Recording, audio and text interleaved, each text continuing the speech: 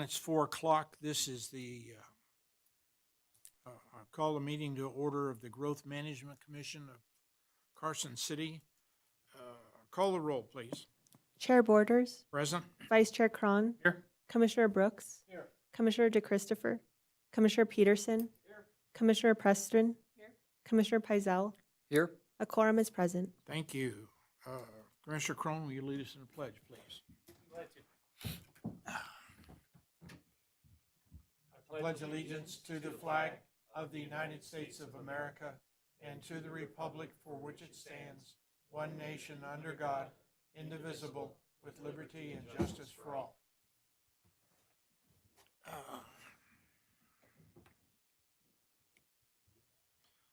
The public is invited at this time to comment on any topic that relates to a matter over which this public body, and this is the public body called the Growth Management Commission, has supervision, control, jurisdiction, and advisory power, including any such matters that are not specifically included on the agenda as an action item. No action will be taken on any matters raised or for this period for public comment. Is there any public comment on the growth management? Hearing none. Possible action is approval of the minutes of May 28th, 2025, which are in your packet. Are there any additions or corrections to the minutes? If not, could I have a motion to approve? I'm sorry. Commissioner Brooks, thank you. Is there a second? I'll second. Second by Commissioner Pizell. Any further discussion? All in favor say aye. Aye. Opposed, no. Abstains, Abstain from me. one abstention. Not here. All right.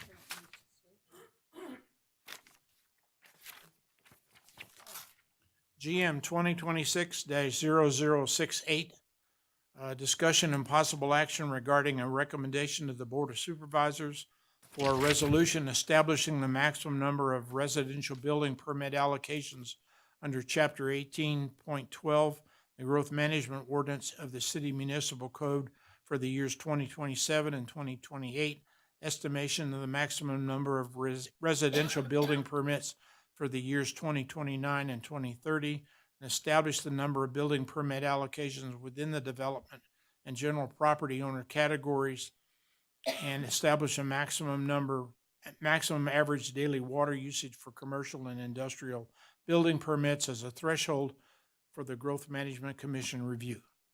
Hope. Thank you, Mr. Chair. As this commission knows, the Planning Commission serves as the Growth Management Commission. So the Growth Management Commission annually reviews information from various city departments, including Public Works, Fire, Sheriff, and Parks, and from the school district, and makes a recommendation to the Board of Supervisors on 3 items. 1, you establish a fixed number of residential building permit allocations to be made available in 2027, 2028, and you estimate the number to be made available in 2029 and 2030. Second, you establish the distribution between the general property owner versus the development projects, which a development project is 31 units or more. And you also, thirdly and lastly, you establish the maximum average daily water usage for commercial and industrial building permits as a threshold for the Growth Management Commission review. And we'll talk more about that in a little bit. What the Board of Supervisors has found is that we have to annually consider for managed growth in Carson City the following items: water quantity, quality, supply, capacity, and infrastructure; sewer treatment and disposal capacity and the ability of the system or infrastructure to transport sewage from a source to the treatment system; the Sheriff's Protective Services, the Fire Protective Services, transportation and circulation, drainage and flooding, school enrollment and capacity, and Parks and Recreation. You have memos addressing each of these essential resources to help you understand the capacity and the impacts. No one, in terms of department heads or the superintendent of schools, has suggested reducing the development rate to less than a 3% growth. So per Municipal Code 1812-040, each calendar year, The residential allocations are put into two categories, the general property owner and the development project. And again, the development project is if you're yielding 31 or more units. Traditionally, the city has utilized a division, if you will, of 43% of the allocations in the first quarter going to the general property owner and 57% of the allocations going to the development category. After the first quarter, all of the allocations are put into a single bucket, and it's a first-come, first-served basis for the allocations. Traditionally, the number of building permit allocations available each year is based on a maximum growth rate of 3%. This graph shows 20 years worth of allocations versus housing starts. What you'll see is in the last 20 years, our housing starts were significantly less than the number of allocations. In 2025, there were 779 allocations available and 595 housing starts. And that was probably one of our biggest housing start years. 2028, again, I tell you this every year, is a little bit inflated because we had Carson Hills front load all their permits. 2018? Yes, sorry, what did I say, 2028? Yeah, 2018, thank you.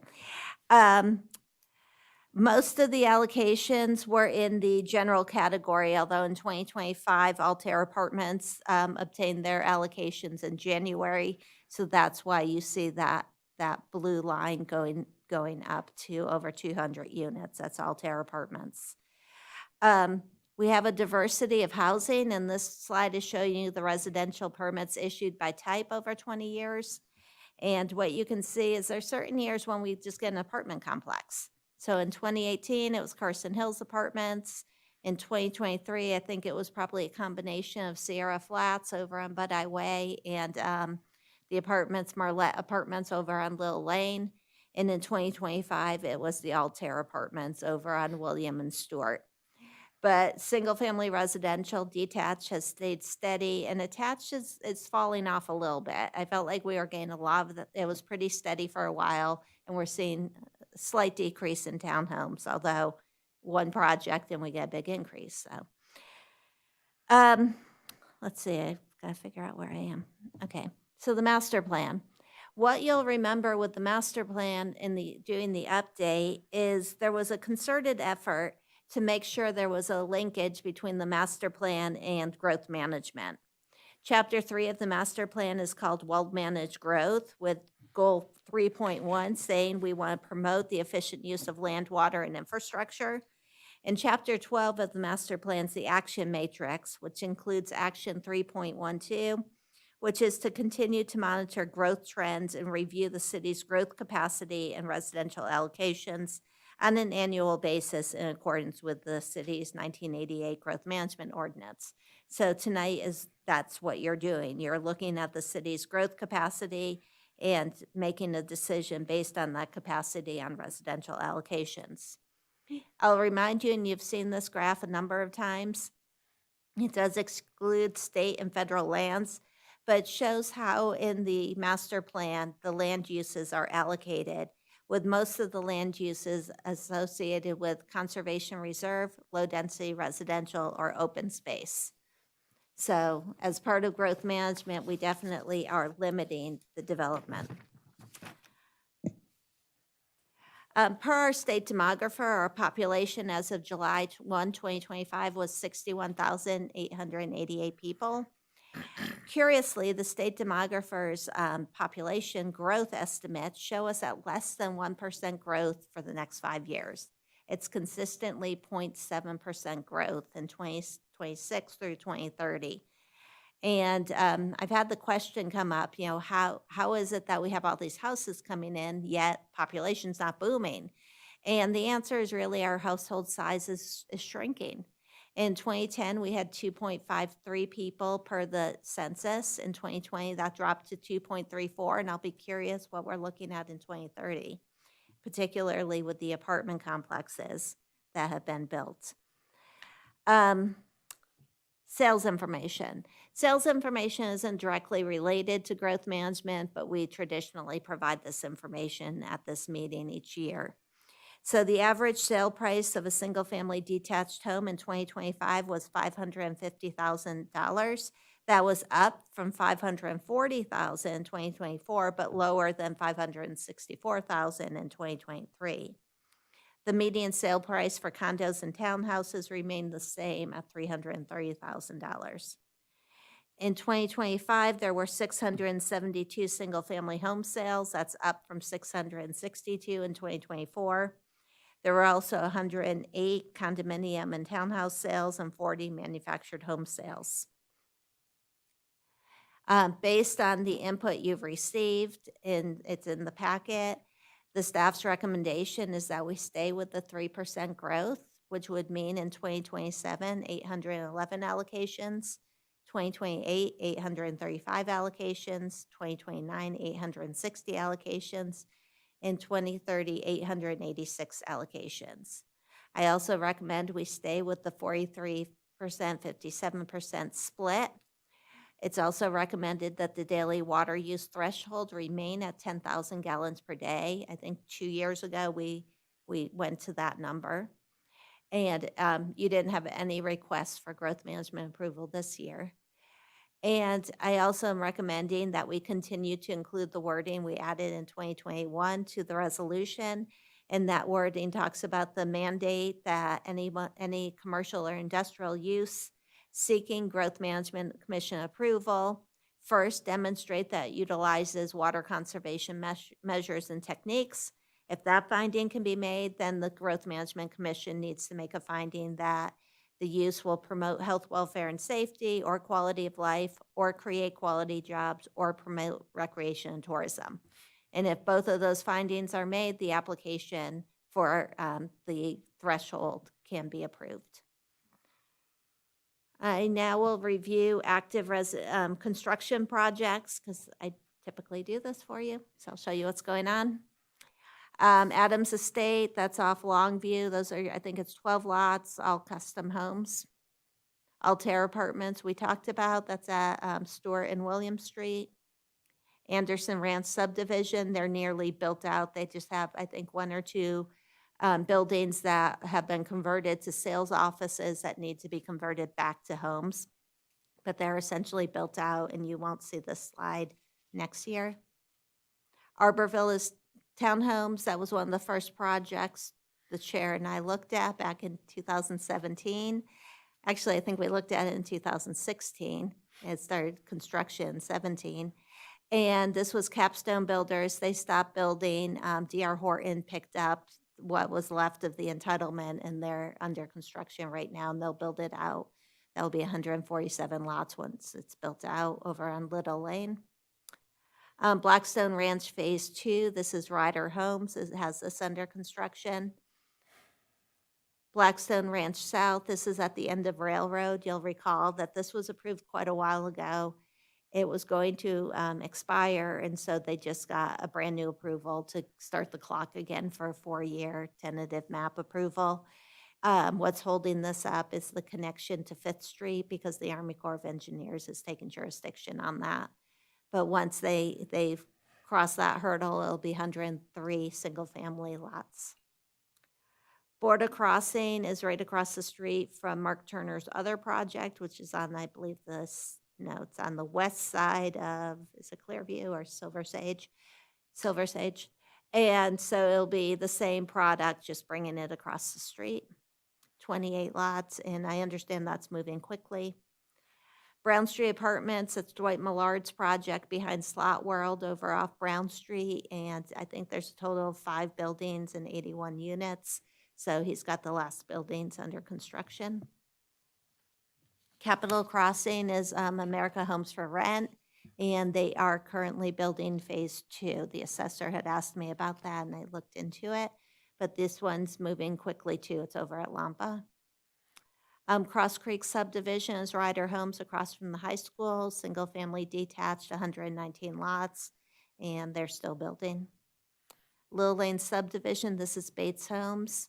This was interesting because this project, I remember, got a special use permit on the height for this 3-story building, but they are going steady, and so they should be building out in the next couple of years.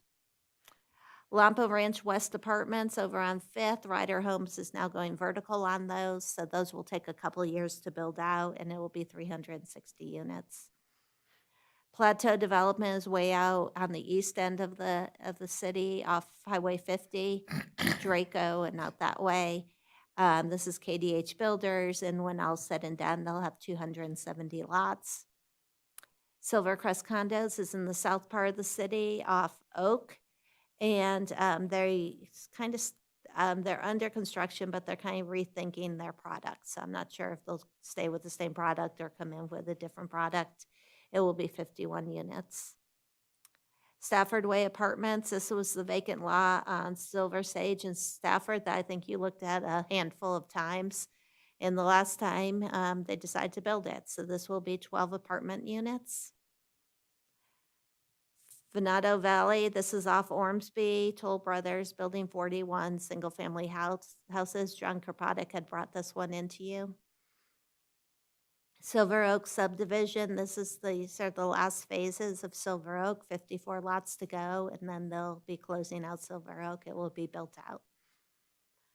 Silver Oak Townhomes, this is behind Glen Eagles. D.R. Horton obtained an entitlement from you on that, and we believe it will go under construction. This is a property you looked at a number of times. Commercial development. We give you a spattering here, and again, I need to give a shout out to Mackenzie who prepares these PowerPoints for me. Totally appreciate that.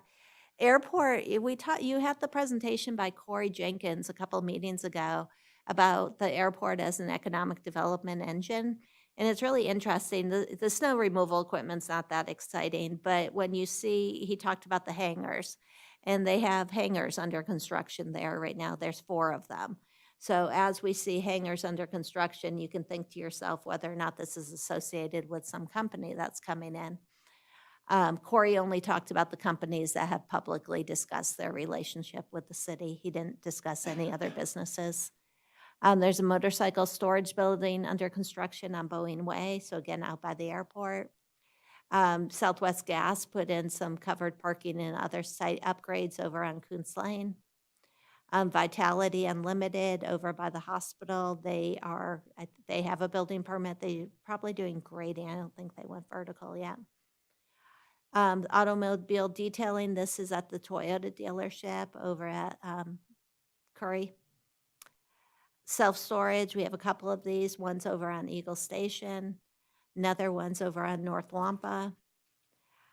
We have some buildings are going to go up over by the Walmart near where the Bank of America built. There's, I think, 7 lots in there, and I think we got 4 building permits in. They're not saying who the tenant will be. They're just shell buildings at this point. And that's what I have. I now need to hand it over to Andy Hummel, but before I do that, I do want to recognize that Kevin Nyberg, who is our acting fire chief, it's his first year with growth management. So you'll see the report was really, I thought it was a great report. It was really detailed in terms of his observations about growth impacts on the fire departments or the capacity of the fire department. So I invited him to come to your meeting since it was his first one. And I thought he did great with that report. Our city manager, Glenn Martell's here, and Andy is here with Mr. Renna. Joe Renna's here. So, and Joe runs the Quill water treatment plant, but Andy can explain more about his role. And I'll turn it over to Andy. You'll remember back in 2021 when I became director, we started having Andy and Eddie come, and then Eddie left and Andy kept it going. So we totally appreciate that he comes and presents on utilities.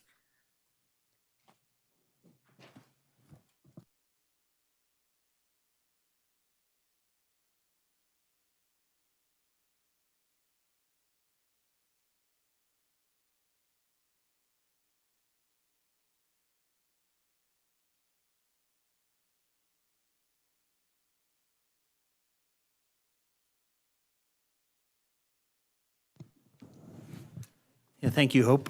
For the record, Andy Hummel, Utility Manager for Carson City Public Works.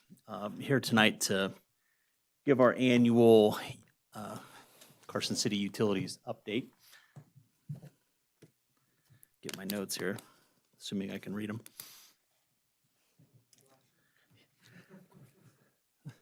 I did bring them. So yeah, what is Carson City Utilities? So we provide service in water, wastewater, and stormwater. Personally, I oversee the water and wastewater portions. The stormwater function falls within our engineering and street maintenance group. But with water and wastewater, we serve about 55,000 of our 61-ish thousand residents here in Carson City. The remainder of those are all on private wells or a couple of private water systems within the city. We do this with a team of 46 employees across those three utilities. When we talk capacity, it's multifaceted. We have to look at our legal and permitted right. You know, do we have the right to use that water? Do we have the permits in place to use it, to treat it, things like that?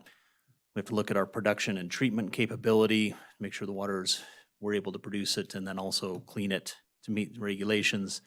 And then our system capacity, can we wield it around the system, convey it back to the treatment plant once people are done with it? Starting with our water system, that first bullet there is kind of our system capacity side, you know, how we wield it around town. And the map there on the right, that's our overall system map. But we have about 350 miles of pipeline in our city that makes up about 16 pressure zones around town. We use 13 booster pump stations to push water from lower zones up to higher ones. We have 16 storage tanks that store water and set the pressure in those zones. And then 60 pressure reducing valves, so to bring water back down from those upper zones into the lower ones. The next two bullets are really our production capacity.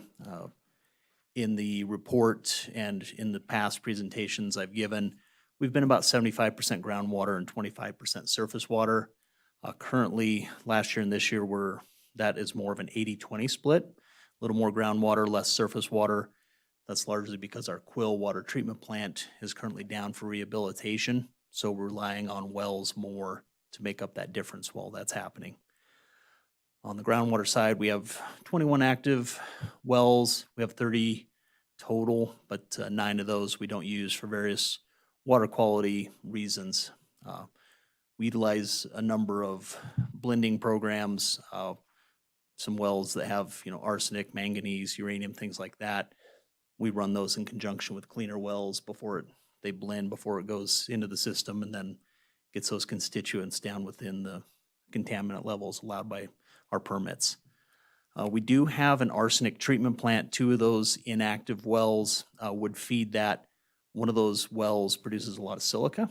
And when we were running it, I mean, this is 15 years ago, that silica was basically an issue with that plant. We were producing, we were having to backwash it so much with clean water that it just wasn't economical. We were almost wasting more water than we could produce with it. So that's one that we are looking at starting a engineering review to see what it would take to upgrade that, do a different type of process inside that building so we could bring those wells back on as growth continues. On the surface water side, that's a mix of our creeks and the Marlette Hobart system would go to our Quill water treatment plant. And then we have 2 river induction wells, so those use our surface rights out of the Carson River. Those 2 wells are located adjacent to the river, down by Buzzy's Ranch, that area. So they're relying on those water rights from the surface water system. We also have interconnections with town of Minden and Douglas County to our south. We can bring about 5 million gallons a day from that interconnection. We've been relying on that quite a bit with our Quill water treatment plant down. We also have an operational and emergency intertie with Lyon County at our Highway 50 tank on the east side of town, where both of our systems can pump into it and pull water back out. As far as our water rights side of it, our water right portfolio, it's a mix of rights in 3 different groundwater basins: Eagle Valley, Dayton Valley, and Carson Valley. We have water from Lost Lake and Mud Lake and Ambrosetti Pond. The Lost Lake and Mud Lake, those are lease agreements that we do with the Carson Water Sub-Conservancy District. Ambrosetti Pond, that's all water we can release to the Carson River and then use in our river induction wells. We also, on the left side of it there, the Marlette Hobart system and the Ash King Creeks rights, those would normally go into the Quill treatment plant for our surface water side. Currently, since that's down, we're using the Marlette Hobart water for VC recharge in that canyon. And then the Ash Kings Creek rights, we are able to use a portion of those thanks to some temporary permits that Eddie got in place before he abandoned us. But they allow us to use those waters make it to the river, and we're able to use those in our river induction wells, a portion of them. The other thing I want to point out in that upper left corner, our effluent reuse, we're able to offset what we would use in our domestic water system.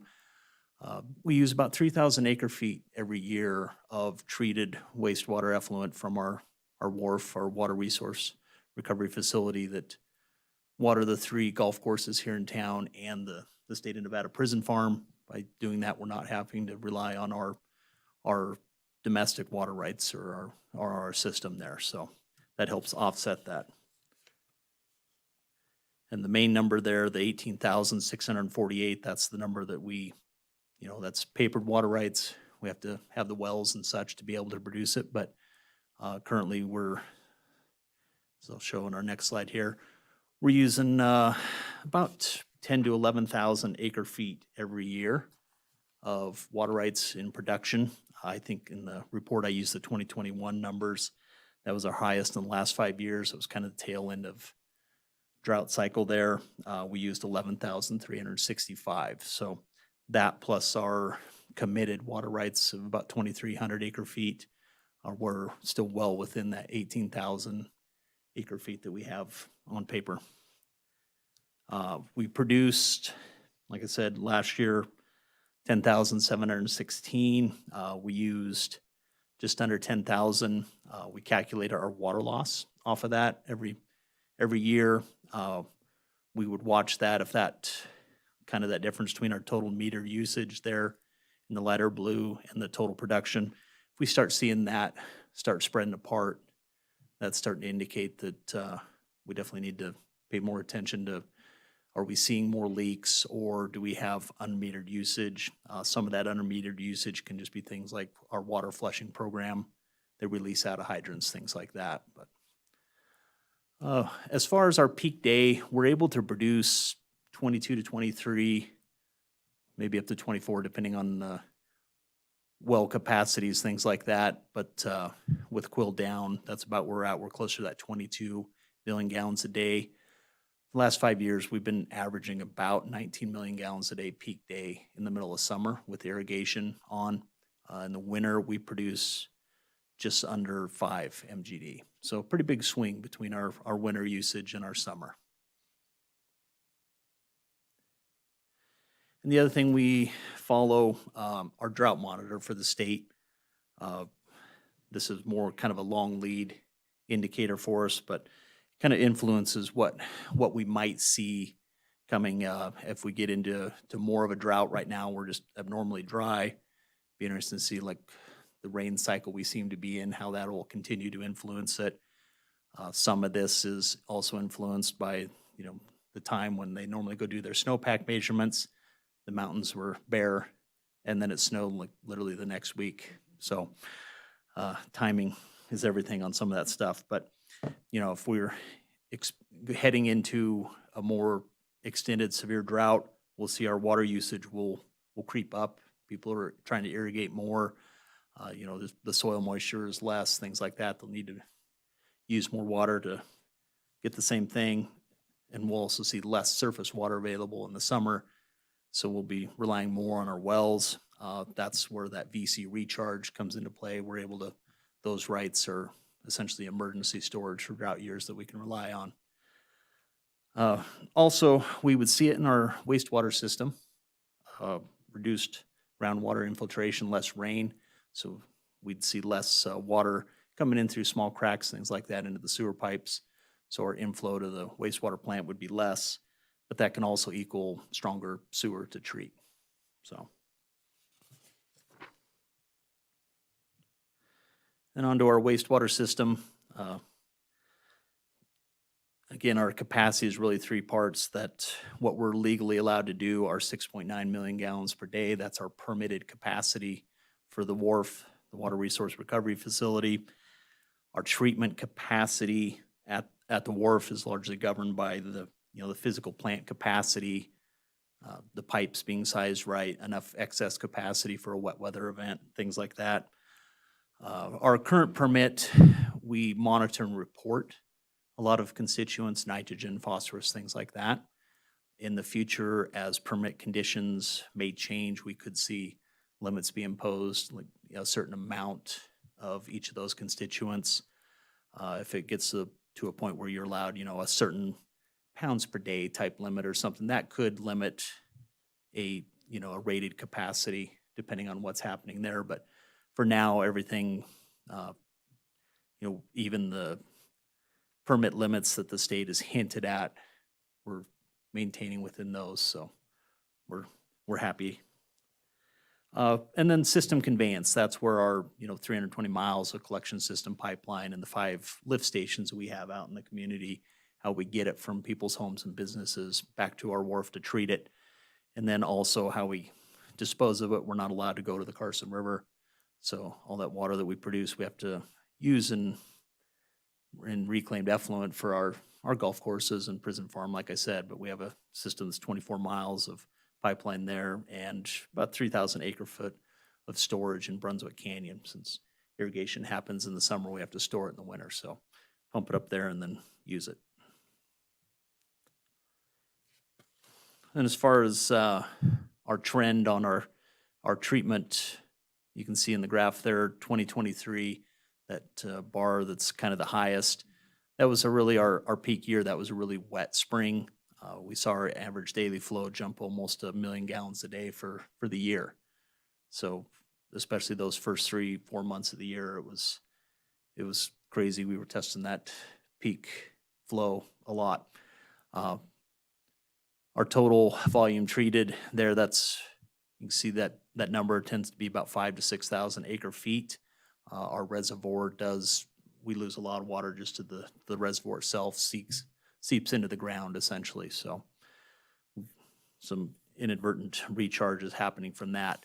The important thing to note, I mentioned earlier, our permitted capacity for the wharf is 6.9 million gallons per day. That's kind of the brown line at the top.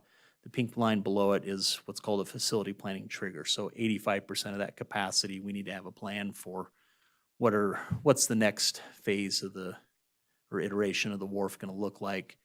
We actually kicked that off this last year. In 23, we got really close to that number. The state kind of hinted that we needed to get started on that. So we have started that process to be completed later this year. And then how do we kind of keep ahead of what we need? Our capital projects and planning, this is kind of some of our highlights. I mentioned our Quill Water Treatment Plant. I'll discuss that more in our next slide. That wharf facility master plan update, that's currently underway. Highway 50, we did a utility master plan update on that area, the eastern end of town. We looked at that in roughly about 2010-ish. We need to do an update. Just water usage patterns have changed and things like that. But that was recently completed, essentially a tech memo level look at that to what will we need for infrastructure if we were to bring that area into our service area. Tan-Staffel tank, we rehabbed that tank recently. That project is just finishing up.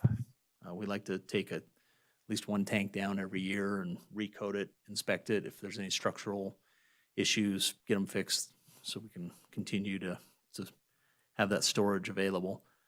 William Street, right out front here, what looks like a bomb testing facility some days, I'm sure. But a lot of that is our fault, doing a lot of water and sewer upgrades with that road project so that we don't have to tear that up in the future. And then getting ready to break ground on a warehouse building at our wharf. So big parts, big pumps, things like that, that keep them inside so they don't weather. And then also vehicles. We have a number of vehicles that cleaning, basically giant vacuum cleaners on wheels that house water. If we have to drain them every night to keep them from freezing in the winter, it's a big process. And then they're not ready to go when we need them. So a little bit more about our Quill water treatment plant upgrade. 23 million construction contract with resource development. This is kind of a long-term project. Planning started almost about 8 years ago, really, trying to get the funding figured out, what it was going to look like. The previous plant, the process in there, it should have been on paper capable of about 4 million gallons a day of treatment. We were able to do about 1 million. It was a diatomaceous earth filtration process, so essentially giant pool filters. That does not work well with algae, things like that, which was especially the water we get out of the Marlette and Hobart reservoirs, Hobart especially, that it just didn't work real well with that. So we were very limited on what we could do with that water. Or if we got a rainstorm, we'd pretty much have to stop treatment just because of the clarity of the water. It could not handle that. So we landed on going to essentially more of a traditional package filtration type process. So clarification or settling, and then media filtration, so sand, things like that, to filter the water, and then UV disinfection. The picture on the right is actually one of the filter trains that was being craned in last July. And then the picture in the middle, that's our backwash basin system, so it's substantially bigger, so we'll be able to, as those filters need to backwash, that water can go in there, settle a little, and then we can put it right through the process again and use it. The plant is designed from 4 million gallons a day. We'll be able to, if we wanted to in the future, the plumbing's in place to expand it to 6 million gallons a day. We're kind of, the timing on this worked out that we were able to coordinate with the state. They're rehabbing both the Marlette and Hobart reservoirs. They did earthquake retrofits on those. They did Marlette last year, and then they're getting ready to take Hobart, drain it, and do it this year. So we're anticipating an extended recharge period on those before we'll be able to use water, especially out of Marlette. We're only allowed to use the top 3 feet, so it's going to be years before we're able to realize that. So we'd kind of be wasting that extra capacity until that time anyway. Yep, come on. And with that, that's the highlight of the systems for the year. If there's any questions, I'm happy to address them. Thank you. Yeah. We appreciate that. The one concern I had was on the wastewater. And if you go back and look at your slide that you had, that one, Yeah. we're gonna be at that facility planning trigger thing in probably 3 or 4 years. And Yep. we're underway now Yep. with a plan, but how long from the planning stage to the building stage to the operational stage? What's the time span of something like that? Yeah, it can be, I mean, the design side of it can be, you can be 1 to 2 years easily. Based on our trended growth, we see about 1%, a little less actually, of if we look at long-term trends on that flow increase. So kind of closely matching what the demographer has been saying as well for growth. Looking at it that way, it was about a 10-year or maybe a little more outlook before we would need to start building. We see, a big growth surge for a few years. We're thinking it could be, maybe closer to that 5-year time frame.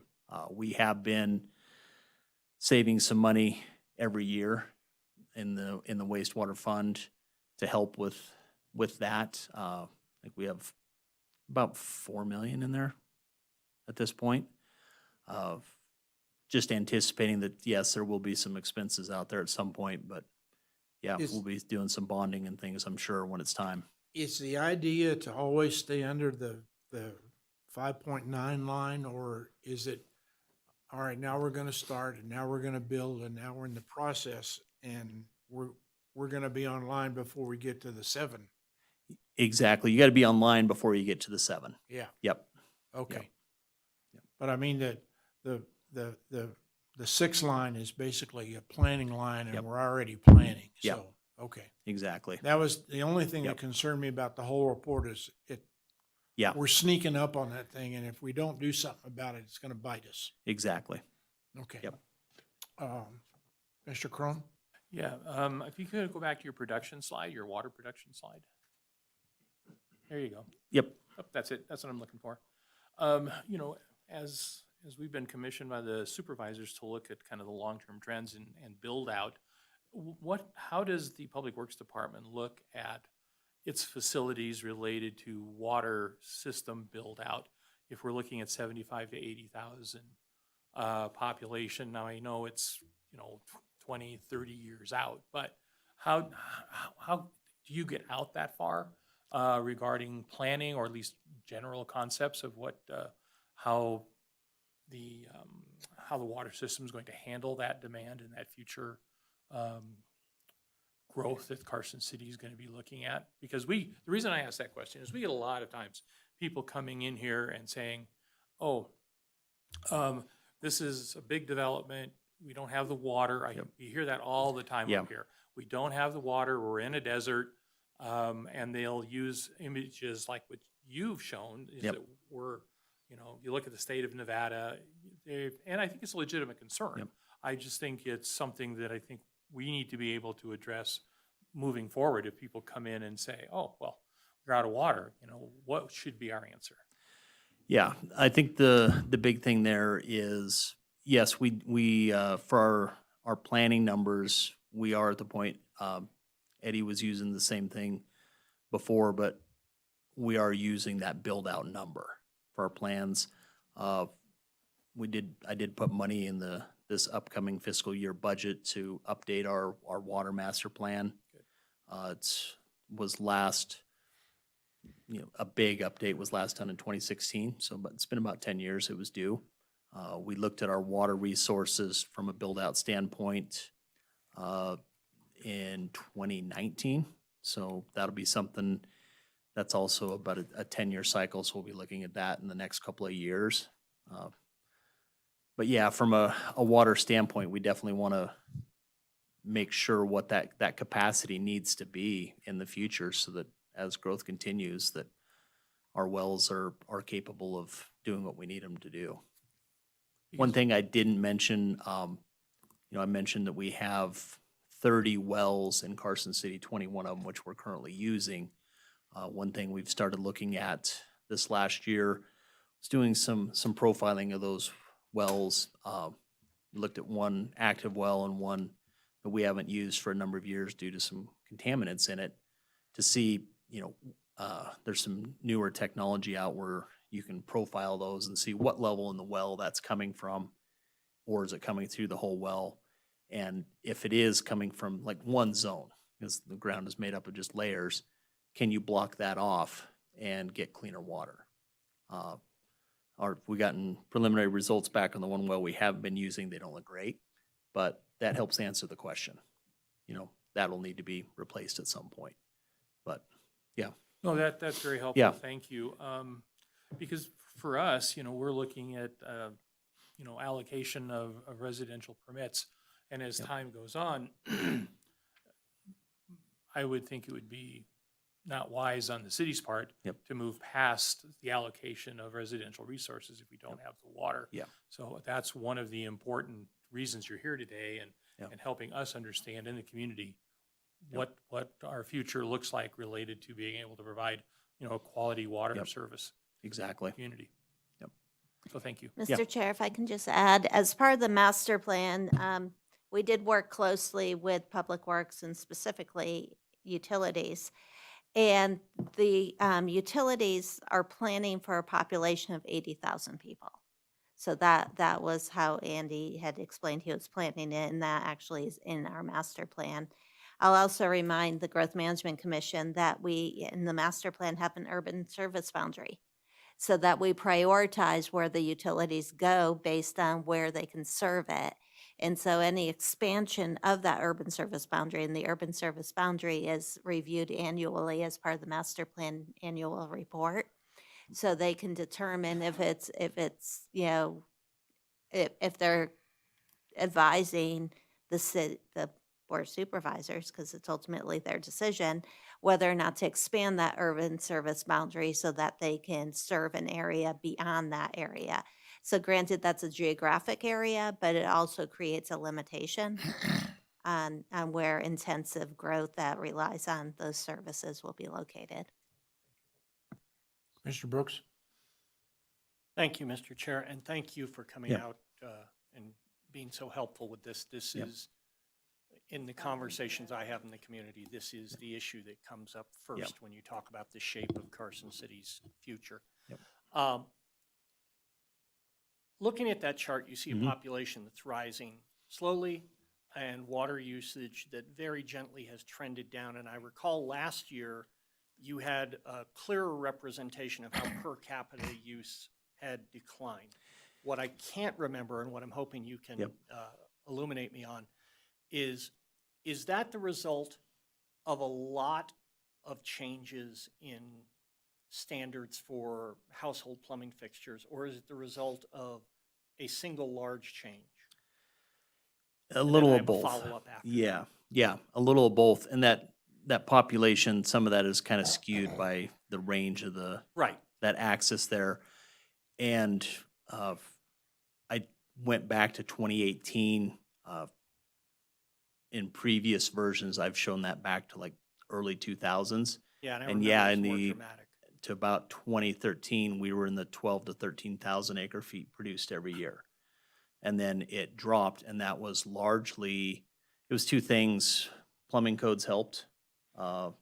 People were borrowing money and doing rehabs on their houses and getting rid of old toilets and fixtures and things like that. Sure. But also we went to tiered metering, Okay, and that really helped. As the usage goes up, it gets more and more expensive per 1,000 gallons, and people became more aware of that usage and reduced. and then my follow-up question, I'm going to go ahead Yeah. and guess you know the plumbing landscape better than I do. Do you see anything on the horizon that would, either in terms of your department's policy or construction standards, that would trigger over the next few years and cause a similar downward trend? I'm not aware of anything on the plumbing side. Commissioner Peterson may actually know more than, yeah, that they're pursuing like any big changes like that. It's largely the things we watch are what would affect water quality standards and Right. what that could do to us. Thank you so Yeah. much. Hope talked about the urban service boundary. Yep. And one of the things that I think the commission was surprised to see is the little red squares of places in the service boundary that do not have city service. Yeah. And I think one of the goals we wanted to do is to try and find a way to get everybody online. And I don't know whether we ought to do that at the review of the master plan or the growth management. But it all relates, but I just think we need to highlight that somewhere and talk about it as an item. Sure, and we had identified that as something to be reviewed annually as part of the master plan. I think what you're referring to, for the benefit of the public who may be watching, are there's kind of holes in the donut. You have this perimeter or this boundary, but within that boundary, there's pockets where it's not served and it's not included in the urban service boundary. So it's something I can talk to Andy about and see if that's a standalone item that would come before us, or if we wait till master plan annual report. Master plan would be fine. I just think we need to make sure that Andy Yep. can talk to it You know, Sure. well, this is how many we Yeah. got, and this is how good we did, or this is how Yeah. bad we Yeah. did, or. Yeah, Okay. today we're looking at capacity, and based on capacity, what growth should be, Sure. what's your recommendation on growth? And Andy, do you all sample the water quality in the Carson River? We do some sampling. It's more for our wastewater permit than Okay. the water, the domestic water side. Is that leakage, the seepage that I mentioned in our effluent reservoir, some of that shows up as springs along the river. So we test the river both above and below and at that point where those springs are to ensure that we're not affecting the river Okay. water Well, quality. I don't know if you know it or not, but the Carson Valley Middle School has just started a program where they constantly are Cool. servicing, and Yeah. I'm sure they would happy Yeah. to share their data with you. Yeah. If you would like it, but I would like That's to make cool. that connection. Yeah. So, are there any other questions for Randy? Okay, Yeah. thank you. Yeah, thank you. Nope. Nope, not yet. Hope? We have anybody else to? No, that's fine. You want to, well, we can give him the opportunity if he wants to speak. He's here. Okay. Yes, it was a very nice report. Good answer. Yes. There was a school report in here. My question is that right now we're seeing more and more charter schools, and we're seeing more and more homeschooling, and our schools, our public schools are reducing in usership. And the question is through the growth management, are we actually gauging those other schooling opportunities? Because otherwise, it looks like we have, 15% of our population is children, and 50% of them are gone. So, I spoke to the school board just a couple weeks ago. I can't remember what date it was, because they wanted to understand what city policies in terms of growth policies and master plan policies were in place that might impact the schools. Because the public schools clearly are having a reduction in enrollment. I am aware that there's a charter school looking for land or a building in Carson City, but they don't exist yet.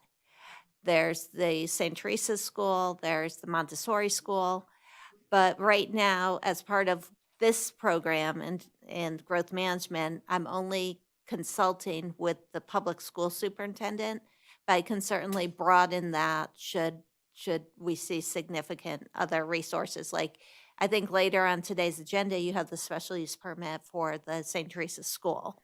So once that's realized, we can look more broadly. But one of the things that came up at the school board that was interesting is 10 years ago, when growth, and I could go back to the original slide, but you all can picture it, things were quiet. And then 2016, it sort of took off. And that corresponds with when Chair Borders joined the Planning Commission and when I joined the city, which is coincidental. But when that happened in 16, and Commissioner Cron may recall, we were meeting with the school staff constantly because all of a sudden this housing was coming to Carson City that they hadn't realized, and they had no idea where they were going to put all these kids. And they actually commissioned a third-party study to try to figure out how many kids they could anticipate coming from, or students, I should say, from each of these developments. And it was, we were talking nonstop, and they were very involved in reviewing development projects and so on. That sort of dropped off as school enrollment dropped off because there didn't seem to be an urgency. So something that we're starting to do is go back to where we were with the school and making sure we're involving them in development reviews and getting their input and making sure they're aware of everything that's going on, like we were doing in 16, 17, and 18, so that we can make sure they're not surprised by growth that might come forward. But right now, the school's challenge, as I see it, is a lack of students. Commissioner Crone? Well, I'd like to talk to the Assistant Fire Chief, but it's his title? Oh, acting Fire Chief. I'm sorry, I tried to get you out of here. Appreciate the effort. No. Yeah, I appreciate the effort. No, I'm happy to answer your questions, so. Well, I'm just, a part of this is just giving you the opportunity to kind of blow your own horn related to the new fire station that's come online. And so I'd Yeah. like you to talk a little bit about how this new fire station is serving the community, how the response times, especially on the east side of town, have reduced. That has been something that's been in the works for a while. I think the city really should share with the public the benefit that at least specifically the east side of Carson City has gotten because of that fire station. Yeah, great. Yeah, happy to talk about that. So thank you, Mr. Vice Chair. Yeah, Kevin Nyberg, Acting Fire Chief, for the record. And so I've been with the fire department for 20 years. And that has been a need during that time for that entire time. So, and Station 55 is the first fire station added to the fire department in over 50 years. You know, we built Station 51 in the 90s, but that was to replace a previous fire station. So this was the first one added in. So to say it has impacted the fire department in a positive way is an understatement. I mean, now we have 4 fire apparatus, 3 fire engines and 1 ladder truck that actually are servicing our community when we previously only had 3. And so that's a huge change to have a 25% increase of the fire capacity in this city. But to your point, you know, servicing the east side of town, previously that was serviced by Station 51 on Stewart Street. That's quite a haul, especially out to Carson River Road area. So yeah, we've greatly seen the impact in that specific community, getting response times that were up well, 5-8 minutes. Now we're getting them closer to the 5-4, right where we want to see them. So, it was an instant change when we opened it to the positive for the community. And in addition to that, we just added an ambulance into our community as well. And so we have an additional ambulance that's going to be running, and that's going to serve the EMS capacity for our city and reduce response times and just distribute the load throughout our EMS system, which is going to be huge. Great impact, so, yeah. No, I've been excited. I don't live too far from the new fire station, and I get to hear the sirens a little more often than I used to, but that's okay because I know they're taking care of us on the east side of town. And I think if I recall right, and this is kind of a digression a little bit, but I think the response time to my house, if something happened, was like 8 minutes. Mhm. And so now that's a lot less. So I certainly have appreciated the addition of that fire station. Yeah, we're loving it, so, thank you. Thank you. Commissioner Pizell? Thank you. This is a question for open, and I'm not going to hold you to it because it's theoretical at this point because we haven't seen any. On the mixed use and commercial mixed use on the water demand, you're just forecasting that. Do you think it's going to be on an individual basis, or once we get a couple of these and see how they actually develop and based on those water demands, try to estimate off of that? No, good question. You'll notice in the report, I didn't bother with the forecasting because it's just so unknown. It wouldn't be meaningful. I think if, as we see the corridor mixed use developing, if we start to see trends, we can certainly say, oh, it looks like this is what is desirable in Carson City. So yeah, I'd have to wait to see if we see trends. It's too difficult right now to forecast. The other question on those is if it's a mixture of commercial and residential, or non-residential and residential, do you see a third category splintering off between the general development and the individual to a third type of category? Or do you think you'll see either individual less than 31 and then 31 or above? Good question. I think with, it was Supervisor Schutte a number of years ago said to me, what happens when we build out? And I said, we redevelop. And so I think we have a lot, and we've talked about this as part of the master plan, we have a lot of opportunities in this town for redevelopment. And I think as we see that redevelopment happen, it will be smaller lots. So less than 31 units. So I can see, some nice small infill projects as part of redevelopment of underutilized land. That could potentially encourage more attainable housing as opposed to, what our current situation is as well. Right, it will just, the whole master plan looks at a diversity of land uses, including a diversity of housing. And so I think the redevelopment of small infill sites it's absolutely an opportunity for some type of smaller type of unit.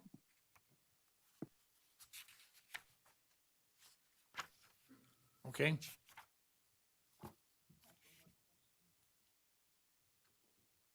All right. Okay, I have one more question, and that just basically has to do with, we look at our water, we look at all of our different infrastructure. There is one area that we have not been really looking at, which has created issues in our neighboring states, and that is actually energy for electricity and that type of thing. And I know we don't really do it here, but the question is if we had a use come in to the city, do we look at what kind of requirements that they have for electricity use, and will it, create issues with the particular community? Understood.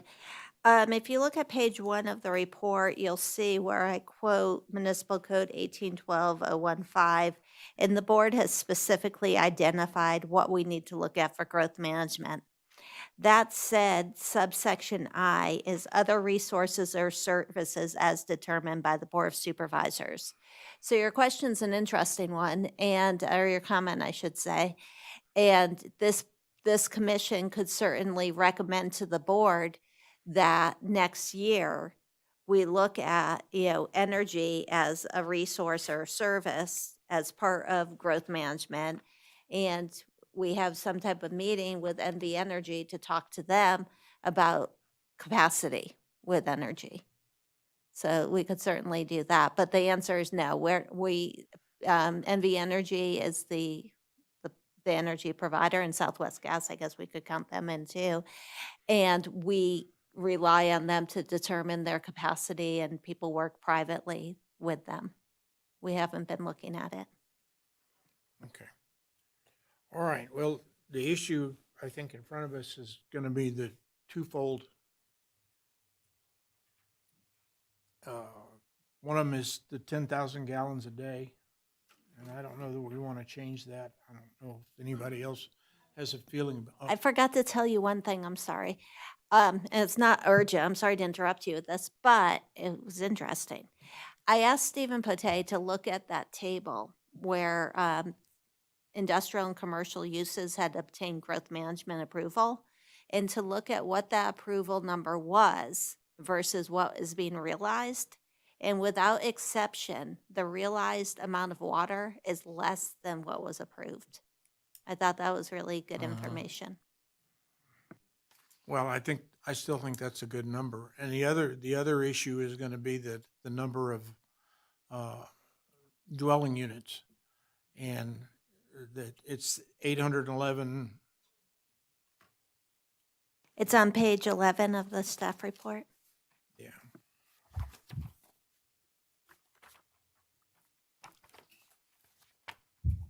So there will be 3 things. One, you'll look at the total number of allocations. You'll look at the distribution, which I'm recommending 43% for general, 57% for development.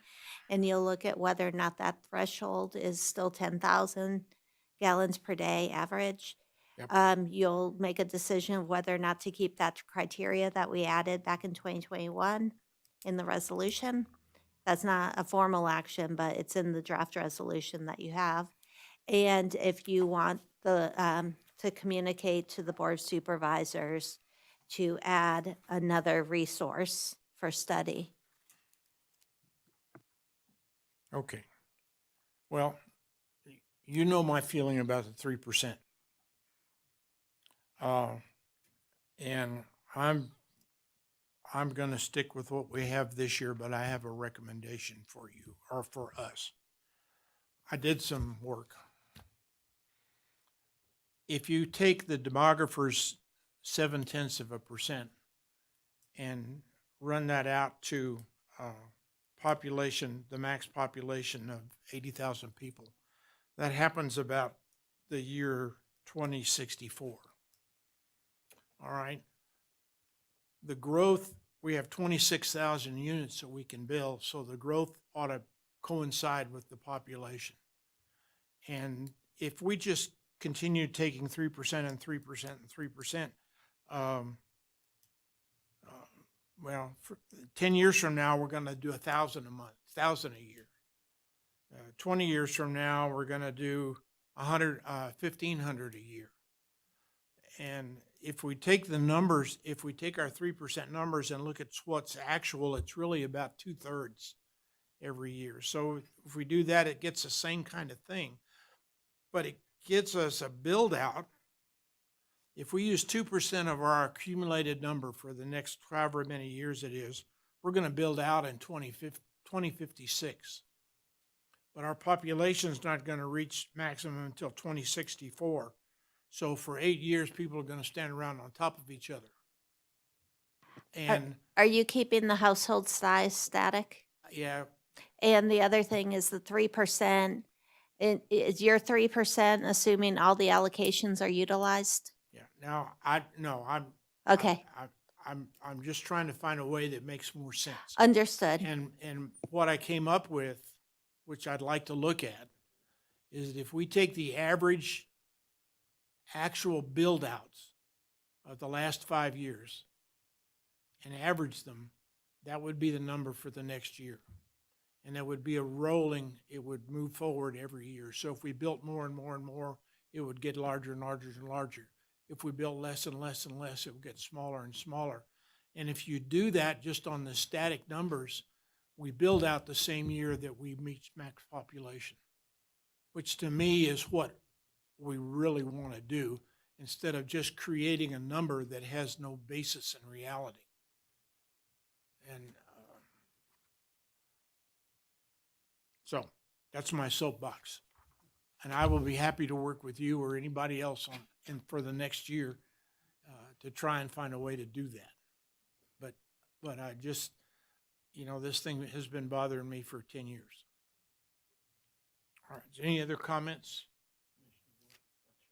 Oh, yeah, I'm sorry, go ahead. For what it's worth, it hasn't bothered me for 10 years, but it's bothered me since you brought it up last year. It's been on my mind too. I like and generally support what you're saying. I would, if we were going to make a recommendation on that, I want to be aware of how housing production dips in a bad recession and how that would skew the number of units you were able to build just as you were coming out of that recession. So, with that caveat, I would say, and we're not going to solve it tonight. I'm just saying, I'm I just like saying, your I'm idea. just saying the methodology we have doesn't tell us anything. Completely agree. And this is a big broad stroke at something that makes a little more sense. And I don't care if we all sit, or 3 of us sit in a room at a time and work on this, but I think we need to find a way to find a better methodology. Yeah, and I apologize. I think we were supposed to do that this past year, and we Well, didn't do it. yeah, but nobody pressed you. True. Commissioner Crone? Yeah, I'd like to weigh in on this too. I think this is a good idea. We talk about planning for our water build out at 80,000. We talk about planning for our wastewater treatment plant and capacity at full build out. I think it would be a good exercise to go through and find that. And I think to address Mr. Brooks' concerns, Commissioner Brooks' concerns, is that if we do get a downturn, we can always adjust the numbers at the growth management meeting that following year. So there is a way to, adjust that. And that's kind of the beauty of meeting once a year to take a look at the trends. And if we've had a downside, we can, and especially if the economy is revving up, we can add a little bit on if we've had a downturn and it's picking back up. So I think it would be a good thing to look at what might be build out from a residential perspective, and if that 3% holds, or if we need to realistically look at maybe a 2 or 2.5% allocation. Commissioner Preston? Yeah, I'm thinking about the fact that we actually do have some history as far as downturns. If we could look at it even from a longer time, I mean, when this first came in was when we didn't have any real water, and that was in the 70s. And that's when this all came in. In the 70s were very tough on a lot of people because that's when we had 13% interest rates, and then we go into the 87s, and we ended up with, having to go in and do the usury, and we're past 20%. And now, I mean, I just got turned over to a new credit card, and without me even knowing it, that now is at 34%. Thank God I pay every month. But I mean, I'm seeing that some of this stuff is happening. I'm seeing it that somebody asked me the other day about all of the building and stuff that's going on. It's really great that it's all going on, but it also reminds me of being in the 70s when we used to do push, pull, or drag. They're actually offering commissions to real estate agents, builders are, which they had not. We're seeing more incentives. We're seeing individual investors doing buy downs.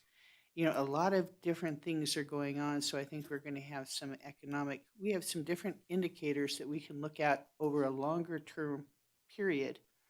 So I think this is an absolute great idea, but we do live in cycles. Mr. Chair, if I may, ma'am. just to do a quick reset. The point of the growth management is the board's identified essential resources that have to be considered for managed growth. So what the ordinance says is we need to look at these very specific things that are in the municipal code. They're identified, and look at the impact on those resources. So I think instead of sort of just doing a bunch of math, we have to really do a deep dive with the folks who are responsible for providing the water, providing the wastewater, providing the fire service, providing the sheriff's service, providing Parks and Rec, providing education. And one by one say, how exactly does growth impact your ability and your capacity? And what would be helpful to you in being able to continue to provide that service at the level you are, or at a better level? But I think we have to go back to the origin as we have this discussion, and not just have mathematical exercises. That's my only input. All right. I said I'd agree to it this year.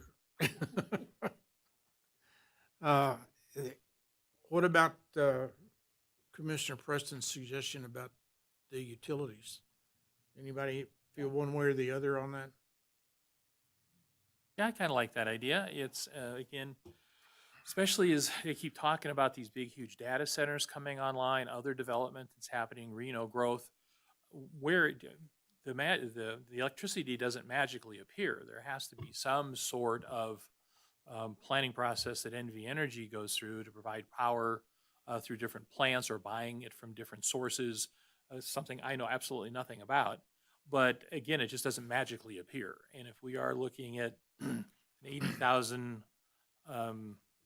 build out for the city in a number of years, it'd be nice to know that NV Energy, at least in their planning efforts, are considering that as a part of their calculations related to providing our community that opportunity. Because without power, we're not going to go far. Just kind of like water. If we don't have enough water, we're not going to go anywhere. And if we don't have enough power, we're not going to go anywhere either. So I think, again, long-term planning, I think it would be nice to add electricity to the things that we would be providing recommendations to, or thoughts to the board on. Okay. Are there any other comments? Public comment? Now.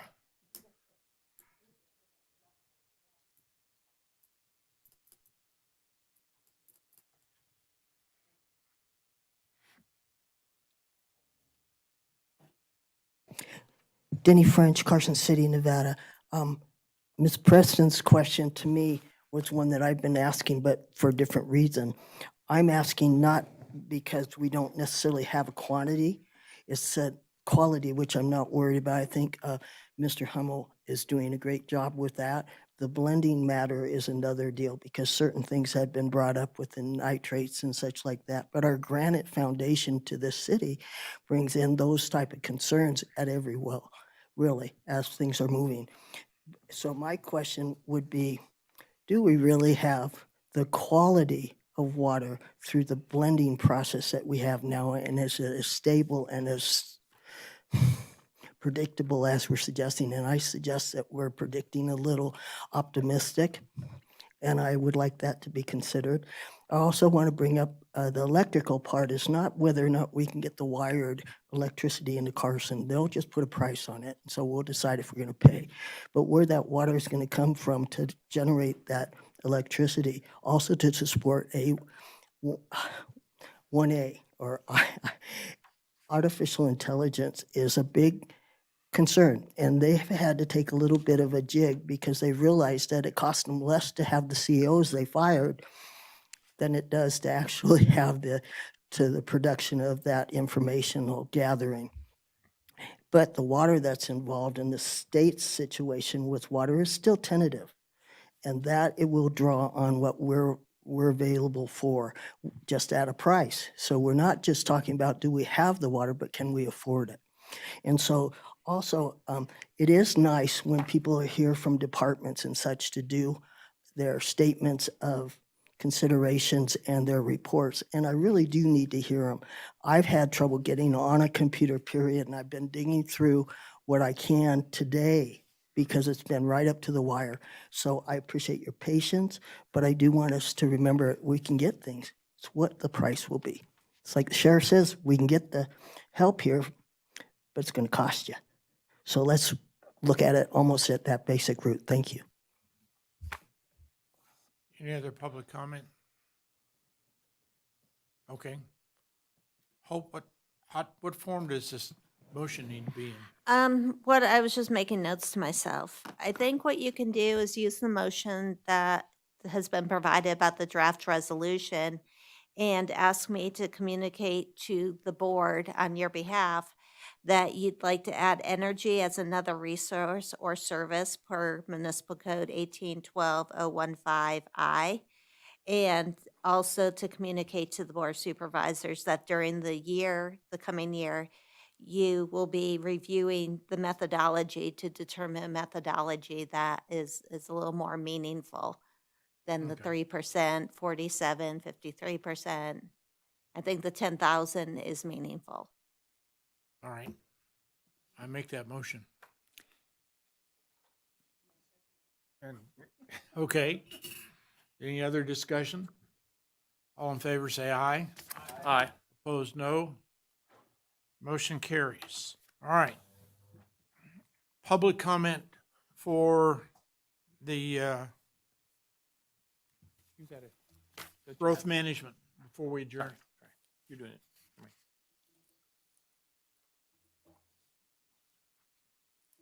Thank you very much. Jenny French.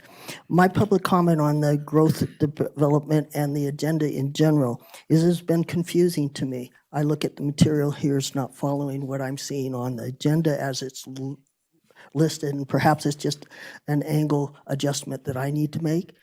But also, when there are people discussing their general reports for the year, that I actually do want them here. And unfortunately, they do have to stay for some of the things coming up in planning anyway, because there's fire department permits or okays and approvals and considerations.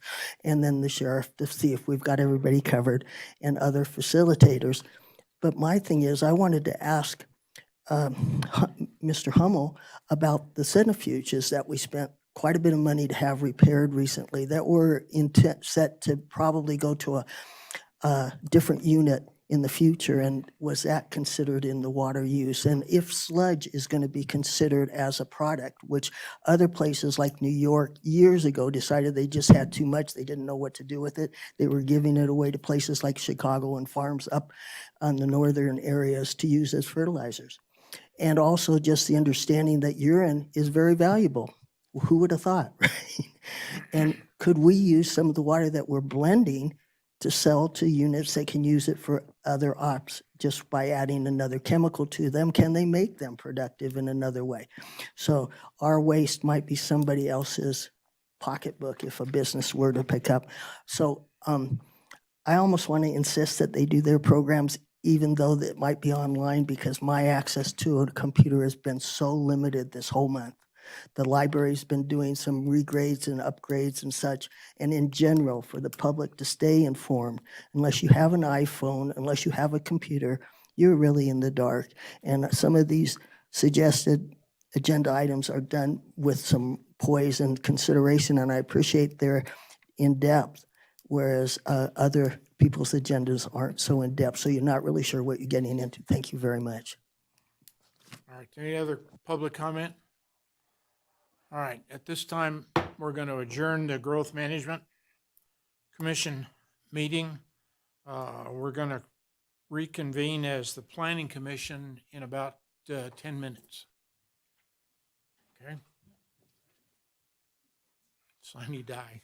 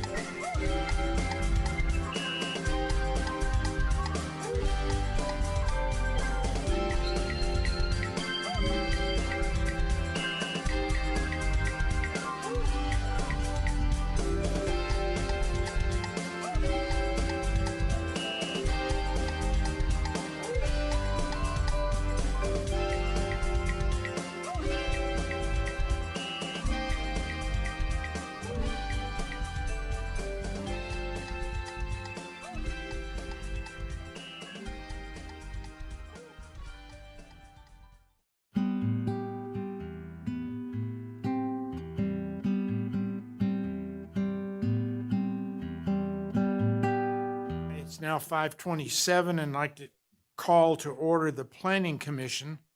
Would you call the roll, please? Chair Borders, Present? Vice Chair Cron, Here? Commissioner Brooks, Commissioner DeChristopher, Commissioner Peterson, Commissioner Preston, Commissioner Pizell. Present? A quorum is present. Thank you. The public is invited at this time to comment on any topic that's related to a matter over which this public body, which is now the Planning Commission, has supervision, control, jurisdiction, and advisory power, including any such matter that is not specifically included on the agenda as an action item. No action may be taken on matters raised during this period of public comment. Is there any public comment at this time?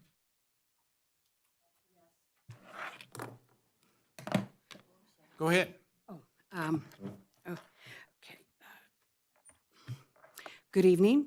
My name is Tanya Brown. I am here to follow up on the April 29th public comment regarding Mr. Daniel Portillo's request to build a 980 square foot ADU at 2828 Lukens Lane. My time expired at the meeting, and since then, additional events have occurred that this commission needs to be aware of.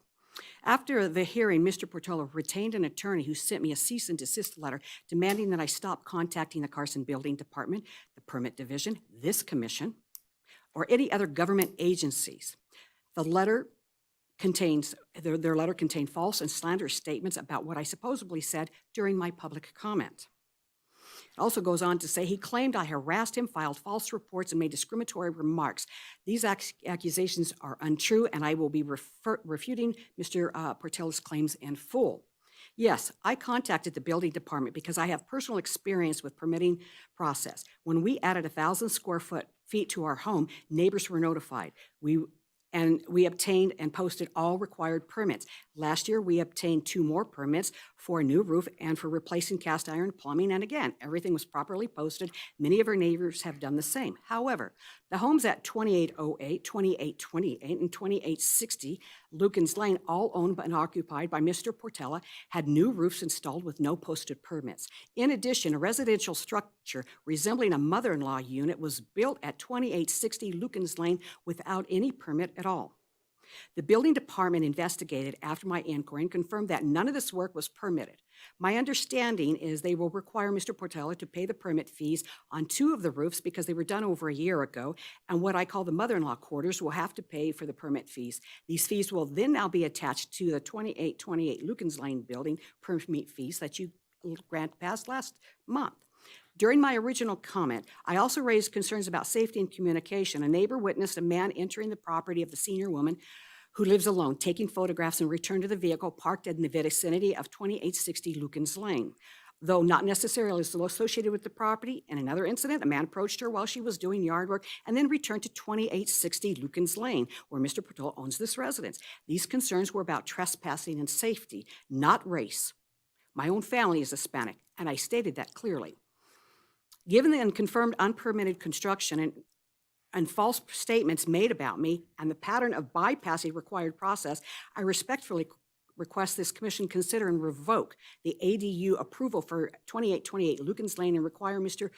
Portella to reply in 5 years after demonstrating consistency.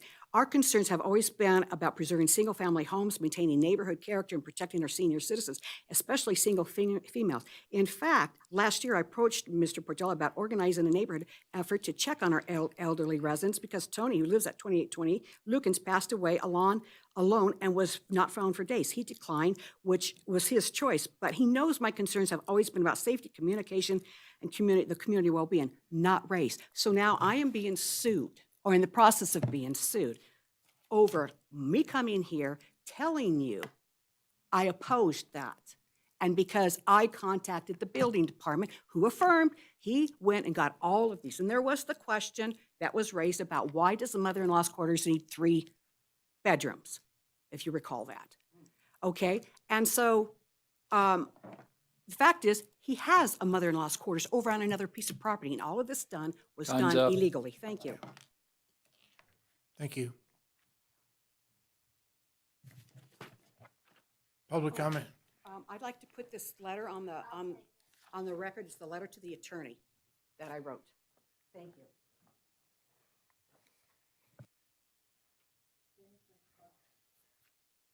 Denny French, Carson City, Nevada. I appreciate your time. The previous statements were necessary, and it's a shame that we have to rush through them. She has real concerns, and they don't, not necessarily, they actually have a bit of a touch on my situation at the present. What I say here, if I bring things up that are concerns to me, will I be in the same boat?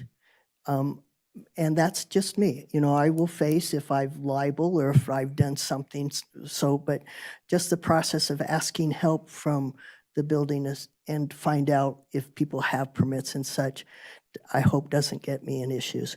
The deal for me today is that having not had the time I would have liked for this, I am looking forward to a little bit more information about the structure that's proposed off next to St. Teresa's. St. Teresa's is a big part of this community, and I appreciate their involvement with the community has been very thoughtful, and I appreciate it. I don't feel that this is the right place for such a big location.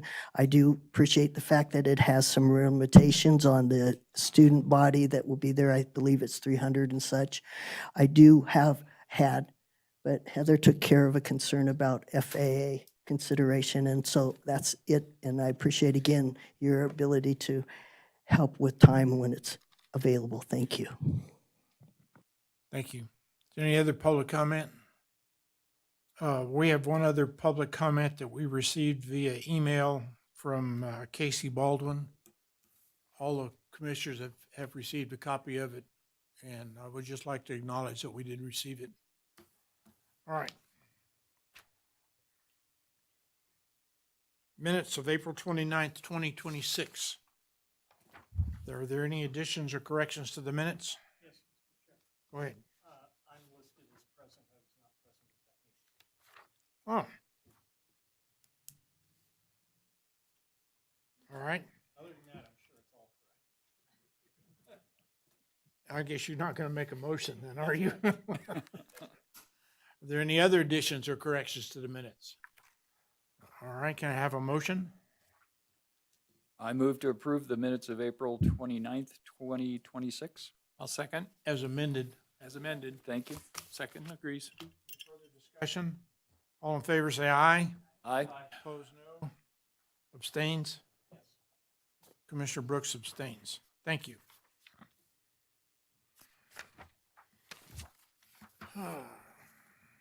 AB 2026-0067, discussion and possible action regarding the recommendation of the Board of Supervisors concerning an application from ARA USA LLC to abandon 15,798 or so square feet portion of the access drainage and public utility easement bisecting a parcel located on Research Way, parcel number APN 008-922-07. Heather. Heather Ferris for the record. The abandonment area bisects a vacant parcel near the southern terminus of Research Way and includes approximately 15,798 square feet of access drainage and public utility easement. This portion of the easement was never developed with access via Research Way and drainage and public utility easements also having been established along the property lines. The easement is no longer necessary for this parcel or adjacent parcels. There are 7 findings that must be made in the affirmative when the Planning Commission is considering a request for an abandonment. The Planning Commission's action is a recommendation to the Board of Supervisors. Staff has made all findings and is recommending the Planning Commission recommend approval of the abandonment subject to the 3 conditions that are included in the staff report. I'm available for questions, and the applicant's representative is also here. Okay, are there questions for staff? No. Is the applicant here? Can you come forward, please?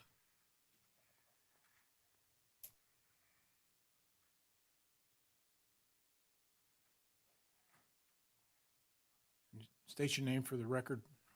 No, yeah, push the button, make it green. That's great. Okay, Jim Bailey, Meridian Surveying Mapping. okay. There are 3 conditions of approval. Are you familiar with them, and are they acceptable to you? Yes. Okay. Are there any questions for the applicant? All right.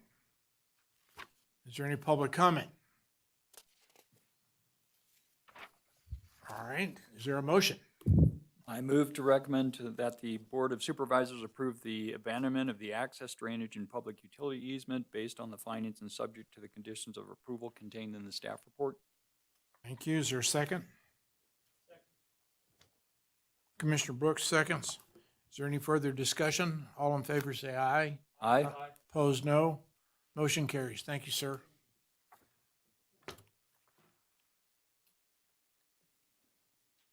LU 2026-0070, discussion and possible action regarding an application from Ed Alexander for a special use permit to allow for the operation of a cannabis production facility on property zone general industrial at 4949 Highway 50 East, APN 008-371-05.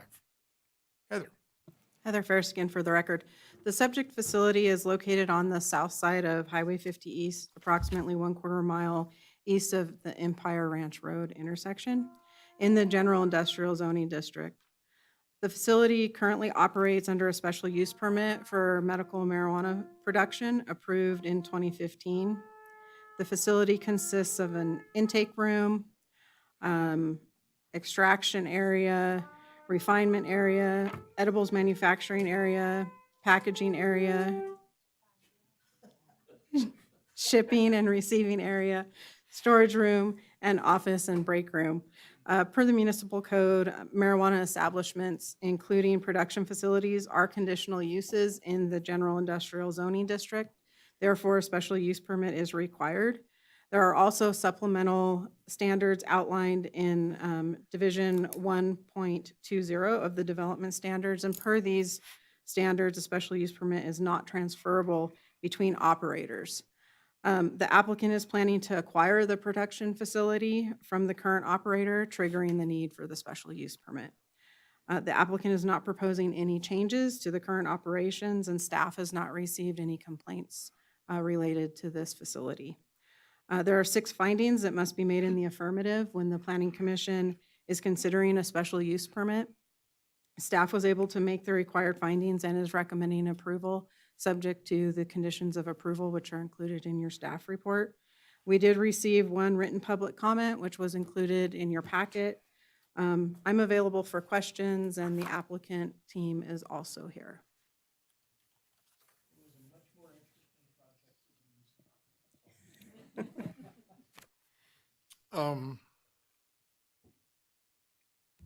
What about the water use?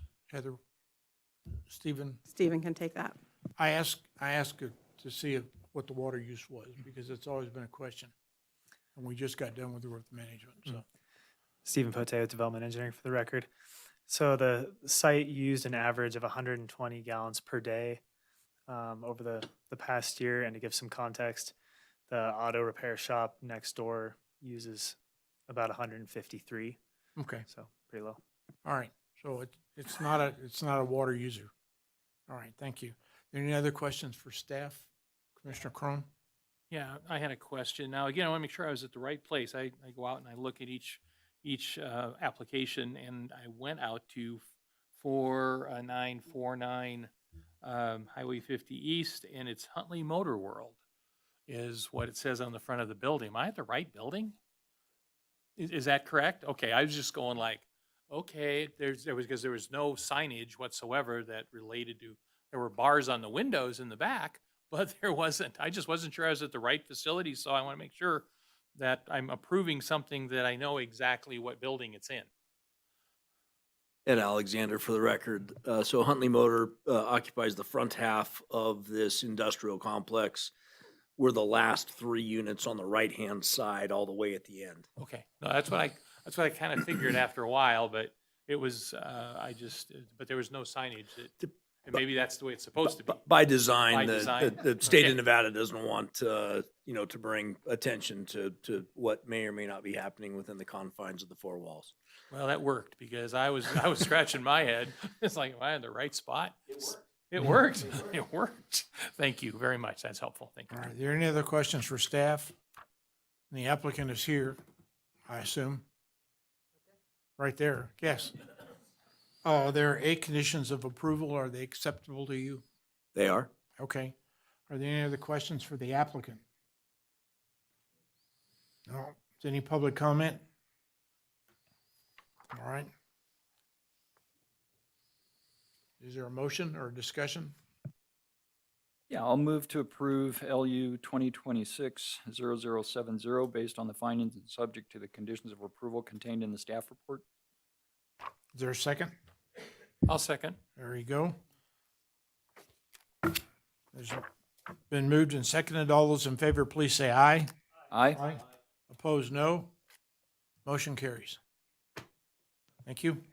Thank you. I did want to make one mention. Heather's been very helpful during this process, and this morning we were the subject of a potential scam that you may want to make some of your other applicants aware of, is that somebody is tracking the SUP movement on Carson City. They reached out to us via email and tried to extract about $8,500 in alleged fees on behalf of Carson City. So we made Heather aware of it instantly, but it may be something that you guys want to keep an eye on moving forward, because it presented on letterhead. It looked relatively official, other than a bit of a questionable email address of origin. But just FYI, there's some folks that are paying attention to what you guys are doing down here. Thank you. Thank you. Actually, thank you for saying that, because your information is redacted. So I'm shocked they got your email address. In fact, as you've been talking, I looked at the applications for you and the next one, and email addresses do not appear. That said, for the next applicant as well, and we should probably start saying this at the beginning of every meeting, it's going on all over the country. People are looking at applications and sending false invoices, telling you to wire money, and the money will be wired, and we talked to the sheriff's office, there's nothing we can do. So thank you for that, and I'll work with the chair to make that a standard announcement at the beginning of every meeting. That was the number one trigger, ma'am, that indicated, I have one email address that I utilize for certain business, and others, the solicitation didn't come to the email address that you guys had on file. They pinged me at one of my other businesses, and I said, wait a minute, these two aren't interconnected. So just FYI. You're welcome. Thank you. And I'm glad you didn't pay him. Yeah, I'll take it anytime. All right. LU 2026-0028, discussion and possible action regarding an application from St. Teresa of Avila RL Property LLC for a special use permit to allow for the construction of a 59,675 square foot structure and associated site improvements to accommodate child development center and a school used on a 13.91 acre parcel currently zoned limited industrial, with a concurrent request for zoning change to public P located at 3000 North Lampa Lane, APN 008-92231. Heather Mazzel. Thank you. Heather Manzo for the record. So this request is for a combined childcare and K through 8 school facility that would be located on the northern, about 1/3 of this parcel, adjacent to Commerce and to the west of North Lampa Lane. This is the site plan. Again, Commerce Way is that east-west roadway shown there. I posted the landscape plan because the site plan was pretty busy with some other lines that made it a little bit difficult to display for presentation purposes. So as the request is proposed, there's sufficient parking for the proposal. Their parking analysis showed that they needed 71 spaces to meet code. They're providing 77. And in addition to that, they do not provide bus service. They're planning on having a parent pick up and drop off. I did ask the applicant about that aspect of their operations, and they did say while it's parent pick up and drop off, they do have a lot of families that have multiple children that get dropped off at the same time. And so with the site plan, there is a dedicated lane for the pickup and drop off that does not impede circulation for folks that are just driving through from the parking areas. There is a condition number 6 that relates to a couple of actions that are in process, one of them being that zoning map amendment. That's scheduled to be heard by the board next week for adoption, and the abandonment was approved and is pending some finalization of meeting the conditions of approval so they can record the abandonment order. And then in terms of other conditions, we do have the last condition is related to the maximum number of students that can be in attendance at the school. And that's the reason that this was continued from the March meeting, was because the applicant needed to update their study to make sure that they could increase the requested number of students and not impact traffic and other aspects that are related to the site design. So the applicant is requesting 330 total students. That is a combined number between the child care facility and the school. And condition number 10 has that maximum student number listed. So staff is recommending approval of the request. I did not receive any public comments or inquiries, and the applicant is available should you have any questions for him. Okay. 29-foot building, that's the size of the school, the highest part of the school? That's correct. And this is in the airport control zone area, so it needs an FAA approval? That's a recommendation that comes up quite often, but yes, that is something that was recommended for this project Is there an specifically. approval for the steeple? And the church? There would have been. It's called the sorry, Heather. It's called the determination of no hazard is Okay. what they seek. And it's typically handled not as part of the special use permit, but as part of a ministerial permit. And so a church with a steeple would be subject to a ministerial permit. Had there been coordination with the airport, and I can't speak to the specifics of this church, but typically we're more cautious than less cautious, because we don't want anybody in harm's way, and we Okay. don't want to compromise the Well, safety of the my airport. point was, if there was already one there in place for the church, which I think there should Right. be, then I don't see why we need to do one for the school. Well, because we'll look for it with the building permit. Okay, thank you. Mr. Cron? Yeah, a couple things for Heather and then Stephen. As you'll recall, we had a special use permit from, oh goodness me. Anyway, over at the Boys and Girls Club. And there was concern at the drop-off and the area that we were talking, or the number we were talking about at the Boys and Girls Club is pretty small as far as drop-off goes. And they're bussing everything in. You know, potentially 330 people are dropping, or students being dropped off. Does the parking lot layout and driveways really accommodate that? I guess that's really what my concern is that will they back up onto the two roads that are out there? Granted, they're not heavily traveled roads, but I'm just a little concerned about the kind of the drop-off aspect of this. So I will note that the Boys and Girls Club is a completely different scenario because there are other uses at that site and the parking area is so much smaller. The traffic study did take into account parent or student pickup and drop off, as well as faculty parking, and the applicant can speak to their operations plan if you have questions for them, and I can turn it over to Stephen to further address that. Okay, that's fine. Looking at the staff report related to the traffic study, could you walk me through, because what you're talking about is turning the Northridge Drive Carmine into a four-way stop, as I understand the staff report. And code's going to require them, or the municipal code is going to require them to do half-street improvements, basically along their entire frontage. That includes the church too.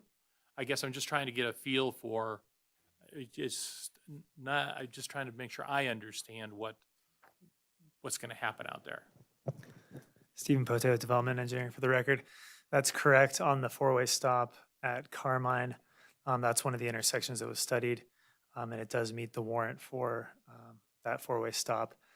Actually, the frontage improvements are only going to be required along the project frontage. This was actually originally 2 parcels, and they did a lot line deletion because they thought that it would help with the process at our recommendation, and that ended up not being the case. So to be fair, since it's just this project and it originally was 1 parcel, we're only requiring the frontage improvements along the project itself. Okay, so nothing then along Lampa Lane then?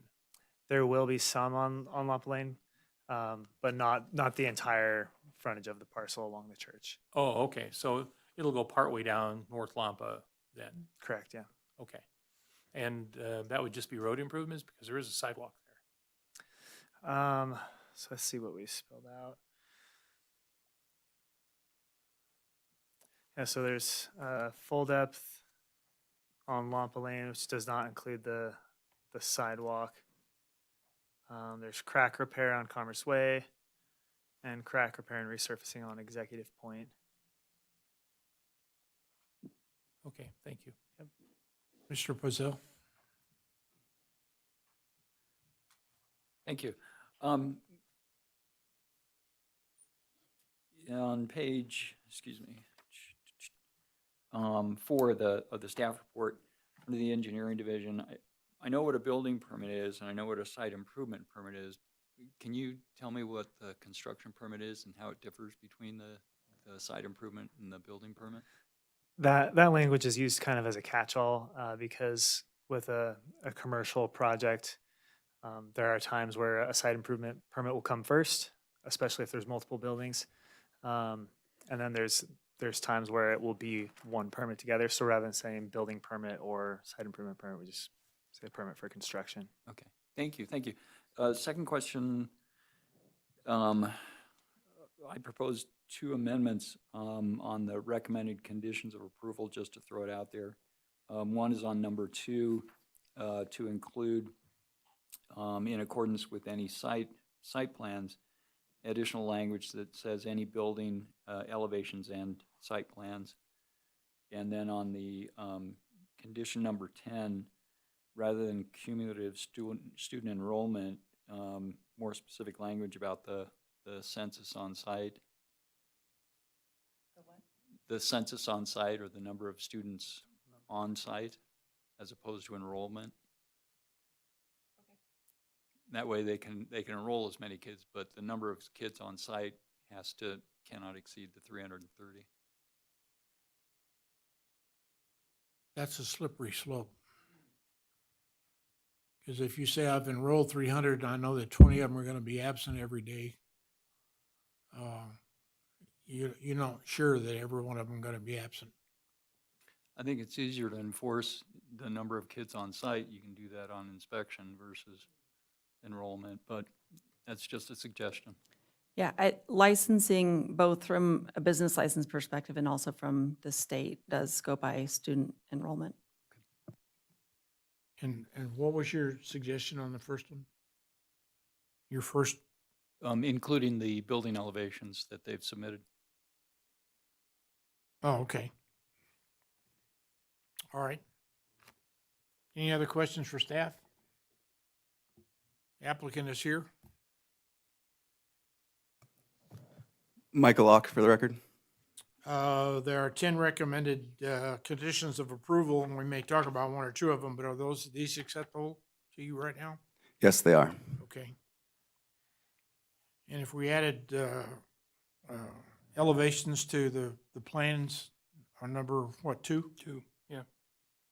Is that a problem? We have no concerns with that. Okay. Any questions, other questions for the applicant? Just for me, just going back to the whole drop-off aspect of things. And maybe it's a non-issue, but it just concerns me that that's a lot of kids to be dropping off in a, between 7 and 7:30 or whenever the school starts. So it's a lot of cars coming in. Yeah, I guess what I would add to that is that, anyone's ever driven by a school, there is a short time frame where it's going to be a little bit congested. But As far as the site layout, we really tried to use the entire frontage. If you look at the circulation, you have to come through that top parking lot, get to the far end. Then you've got the entire frontage of the parcel before getting to the exit. In addition to that, through the traffic study and working with Stephen, one of the conditions is that it's going to be right-hand turn only out, which is really going to increase how quickly cars are getting in and out of there. And it directs everyone on Lampa up to the stoplight at College Parkway, Oh, yeah, that which was, is, yes. which keeps it all at the lighted intersection, not trying to turn left, go up Executive Point, and then getting stuck. So those were kind of all the thought that went into this layout being the most efficient for getting drop-off. All right, thank you. Any other questions for the applicant? Public comment?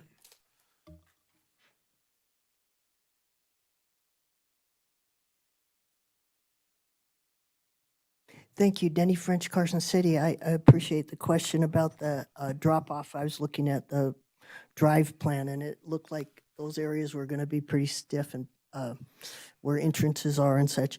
But I also have a question about the fact that they do have a gym facility and recreational areas, and that the parents might want to be involved in observation of games or sporting and such. If they were planning that, then I don't think the parking is sufficient.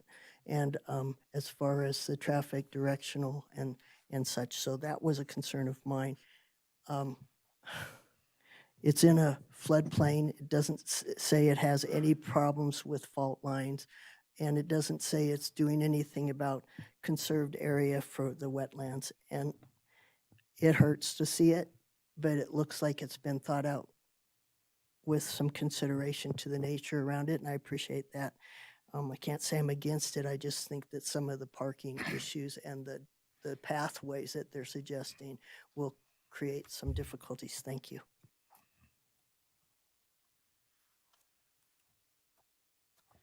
The only thing that bothers me is that if we say 3:30 and they come back in 6 months and say, well, it's really 3:50, you know, I'd rather go high than low and let them be underneath it, but I don't know how we just have to take them at their word.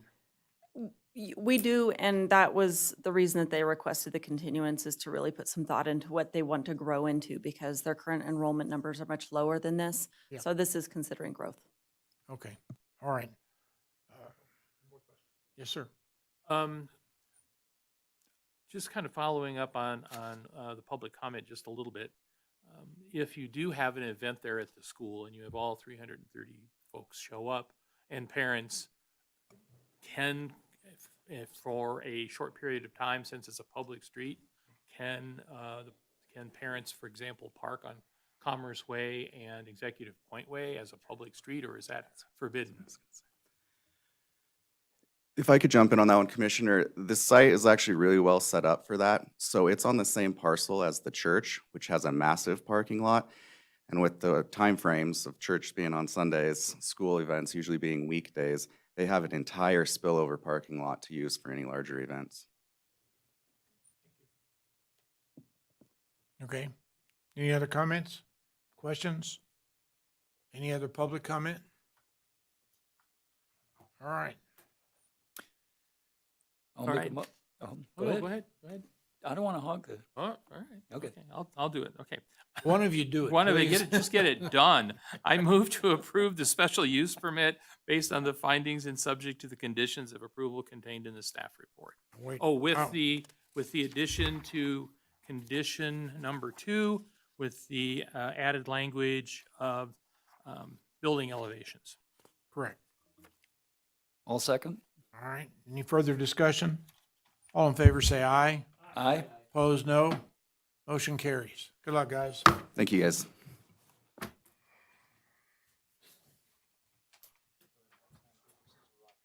Yeah. Rochambeau. We've seen you before. Yes.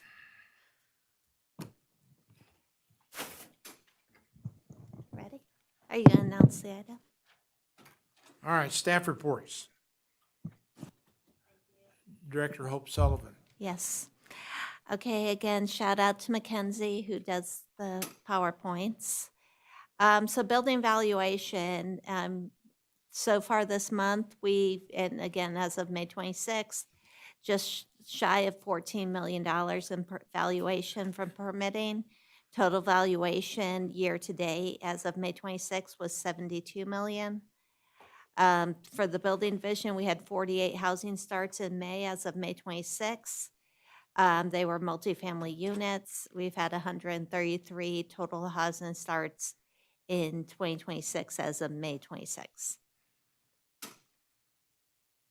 The Historic Resource Commission looked at, in addition to a building and added parking on a property on North Curry, that's the old Able Antiques building. And they also looked at 1012 North Nevada Street for landscaping, siding, windows, and doors. There was a liquor hearing, 2 liquor hearings in May. The first one was a change of liquor manager at Staybridge Suites. A new liquor license for Mountain Mike's Pizza, which is going where Buffalo Chicken Wings was. Okay. And the addition of catering to a liquor license for Cellar 8 Wine Bar, which is downtown. Cellar 8 is there. And she's been asked to do some events, so she wants the ability to do some catering. And that was all of those were approved. On May 22nd, there was a new liquor license issued to Lucky Break Lounge and Sports Bar, which is where the old, what was it called, the Whiskey Tavern on Highway 50 was. So it will become sort of a sports bar. Oh, okay. A new liquor manager for Dottie's over at the mall. And actually, I think that might be South Carson Dottie's. And the entity holding the liquor license for the Federal Hotel changed. There was an administrative permit review, which that is like a special use permit, but the hearings officer is authorized to issue that permit. And that was for a 60 square foot attached accessory dwelling unit over on Ponderosa. You know what you did. Code enforcement, we had 63 cases open this month and 103 closed. We're also continuing to do a swing shift where the compliance officer is doing proactive work on illegal street vendors. Also, we had 37 new business licenses issued in May. For special events, on May 30th will be the annual Reno Tahoe Odyssey Relay Run adventure. Also that day, 80 years of heart, hope, and home over at Eagle Valley Children's Home, and the Capital City Brew Fest downtown on Yeah, yeah. Gray Street. If you need a ticket, see me. Other upcoming special events, in June will be the Nevada State Fair at Mills Park, Crystal's Crusade, which is downtown over, trying to think what that, Telegraph, I think it is. Levitt Amps Music Series at Brewery Arts will start on June 20th, and the Carson City Elks will be celebrating the country's 250th anniversary on June 27th. Okay, and then in terms of items for upcoming meetings, and I need to apologize, last month when I talked to you and you had a really long meeting, I told you tonight would be really short, only to, like, we were literally walking to the parking lot, and I remembered growth management. So I asked if we could start early, so I'm sorry about that. But I think next month will be light. It's going to be a special use permit for a warehouse over at the Public Works Building. You had already approved that, but it expired, so they'll be coming back in. You'll also That have. happens a lot, doesn't it? You'll have a special use permit for housing over on the property on Cochise. You've looked at a number of times, and it's always been housing you've looked at. It's kind of behind that shopping center, and it's by Rovatini and Willow and sort of those streets down south on Cochise. It's the west side of Cochise. Oh, okay. And so somebody will be in with a tentative subdivision map and with a special use permit to have a residential use in non-residential zoning. And that is what I have. Okay. Any comments? Yeah, I'd like to, if I could for a minute. Hope I appreciated your presentation during the Growth Management Commission. I really liked and I probably should compliment McKinsey too for putting that together. But I really liked the way you went through the whole city. A lot of infill stuff, and that's what the master plan, that's been the whole if you will, growth plan for the community, is that we're seeing all this undeveloped land inside the city being developed, and I think in very positive ways. So I think things are kind of working kind of the way that the plan is it has emboldened the city to go forward with. So I was excited to see that as a part of the growth management presentation. I also appreciated the commercial side of that too, because a lot of that was going on. And one final thing is that, being a resident here in Carson City, driving around the town has been challenging as of late. And I had a chance to talk to Glenn Martell about that, and I don't mean this in a negative way whatsoever. It's just nice to see all the investment that's happening in this town. And yeah, it's a little frustrating sometimes, especially along East Carson, or not East Carson, East William Street. It seems like the pattern out there changes daily, but good things are happening. And it's just exciting to see the growth in, the public works projects, the street projects, the state's coming in, doing its thing. It's, even though it's a little difficult to get around, I really do like what's happening in the city right now. Terry? Commissioner Preston? Thank you. I'm going to sit here and forget. Couple things. I saw that the city supervisors have gone ahead and made a special position for Dan Yu. So my question is that going to help Title 18 and get that done and get us working on Title 17-1? Isn't that my question? You guys want me to stir stuff? The other thing is the other question I have is, it's more of a statement, is that I think it's really important that we support those businesses on East Williams. They are suffering so bad, and I am very afraid that a lot of them are not going to make it. And I hate to say that and give them any kind of juju, but anything you guys can do to help support them. Because the access, when I saw an access sign on John Street, and most people don't know what John Street is, that's disappointing.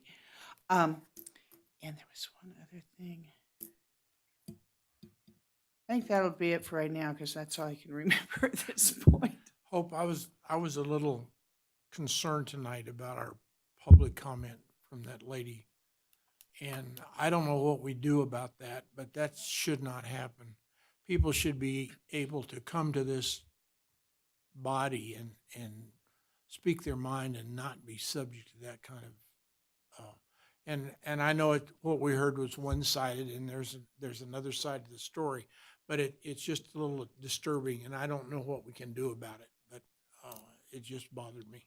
And the problem is, I don't know that you can do anything about it. I know, yeah. I have to agree. I was sympathetic to her. That was pretty discouraging. I mean, can code enforcement step in where she had made her claims?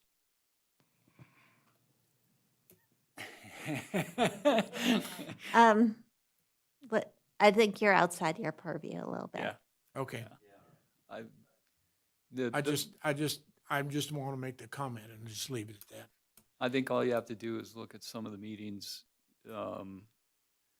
in the Truckee Meadows, and it's all three jurisdictions in the Truckee Meadows. You know, when they started televising these meetings on the access channels, you saw all kinds of people coming out and saying all kinds of things, and really, you can limit the time across the board, but you have to have both at the beginning and the end that 3 minutes where they can say anything, and it can't be on the things that, I think the only thing we could have said is, it's really not in our purview, and I think you've taken the correct steps.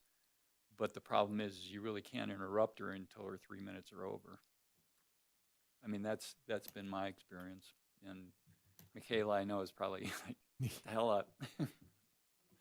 All right, go ahead. Commissioner Preston, one The more other thing more time. Yeah, and this has to do with this, is that no longer is Spectrum actually broadcasting any of the public meetings. And so they are not showing up. If you are turned over to a Zumba box, there is no public channel at all. And my understanding many years ago, I mean, we're talking, 20 some years ago, that the contract with Spectrum was that they would go ahead and, actually it was something else at that time, but that they were supposed to televise these. And they are not there. And I actually went out to Spectrum and I said, show me the public access channels. They went back, they said, there are none. Okay, anything else? One more thing. I All just right. want to touch on the growth thing with utilities, power and gas. All these subdivisions that are going in, are those utilities planning on increased draw? Actually, that's a really good question. I have what's called, I call it my land development roundtable every quarter, and I invite the utilities to that meeting. And Southwest Gas definitely comes, and they occasionally will say, well, let's get together and I'll tell you what's in our queue so that you're ready for it. So that's actually, thank you for that reminder. Well, and I think electric as well, Yes, because yes, of they're EV. invited, but they don't attend. so. They don't come. They don't show up. Right, but we have some contacts there who we can contact. And just from my past experience, a lot of times, even before they make application to the city, they're well in advance discussions with both Sierra Pacific or Southwest Gas and NV Energy, because they have to draw those subdivisions in compliance with their regulations too. And they have to ensure that those loads or those ability to carry that infrastructure out there is there. Same thing with streets and roads. So actually the utility side knows more about what's coming down the pipeline than the actual jurisdictions do. Yeah, gotcha. I just know the EV cars are huge and a huge draw on a panel. Some people can't put them in. Yeah. But I had one final thing I wanted to comment on. I don't know if you saw it in your bill, utility bill, but Carson City Utilities put out the 2026 water quality report. It's really well done. It's a real easy read. It gives you a clear and concise explanation as to what they're doing and how they're dealing with water quality. And their method of testing and making sure that the water you drink meets the standards. So if you get a chance, take a look at it. It's a wealth of information and really well done. Okay, anything else? Public comment? no.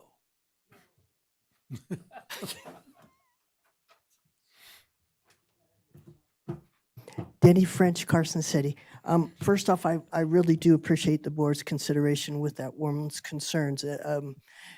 My thing is that I'm hoping that Hope and the crew are getting on things, that if there's a consideration of a code being broken or a building permit not being done, that they would be able to assist her and myself in my situations. But I also want to bring up the fact that you made me lose my train of thought. That's terrible. The main thing is that on the spectrum and the different closures of access for availability for the board meetings and the commissions and the authorities is narrowing to certain cells. And if you buy into things, then you can watch it. But I even had trouble when I went to the Supreme Court library, not their computers. Their computers are working fine, but I can't listen to the Audible.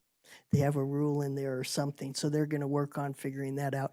I had gone to this the library and they had other concerns, so I couldn't watch them. So it is getting harder and harder for people that aren't plugged into a pay unit service to get the information. And I have appreciated the supervisors for years, well, for quite a while. They were printing up the whole agenda for me because they weren't allowed to just do specific concerns of mine. And that was a huge waste, I felt, of their time and such. And since I only used the portion that I was concerned about. So as a person that's not plugged into all of this tech, but also a person that's keeping track of what's going on with this tech, you have all sorts of thefts and all sorts of different considerations of having things put on where you have to pay a ransom and such like that. And we just haven't really got a department here to keep an eye in this community updated on some of that. And I think it's very important as we're putting out information to make sure that it's getting to people, but also that our information is staying with you. And so I really appreciate having somebody keeping an eye on that, because I have to dial in a lot of information to y'all just to be here.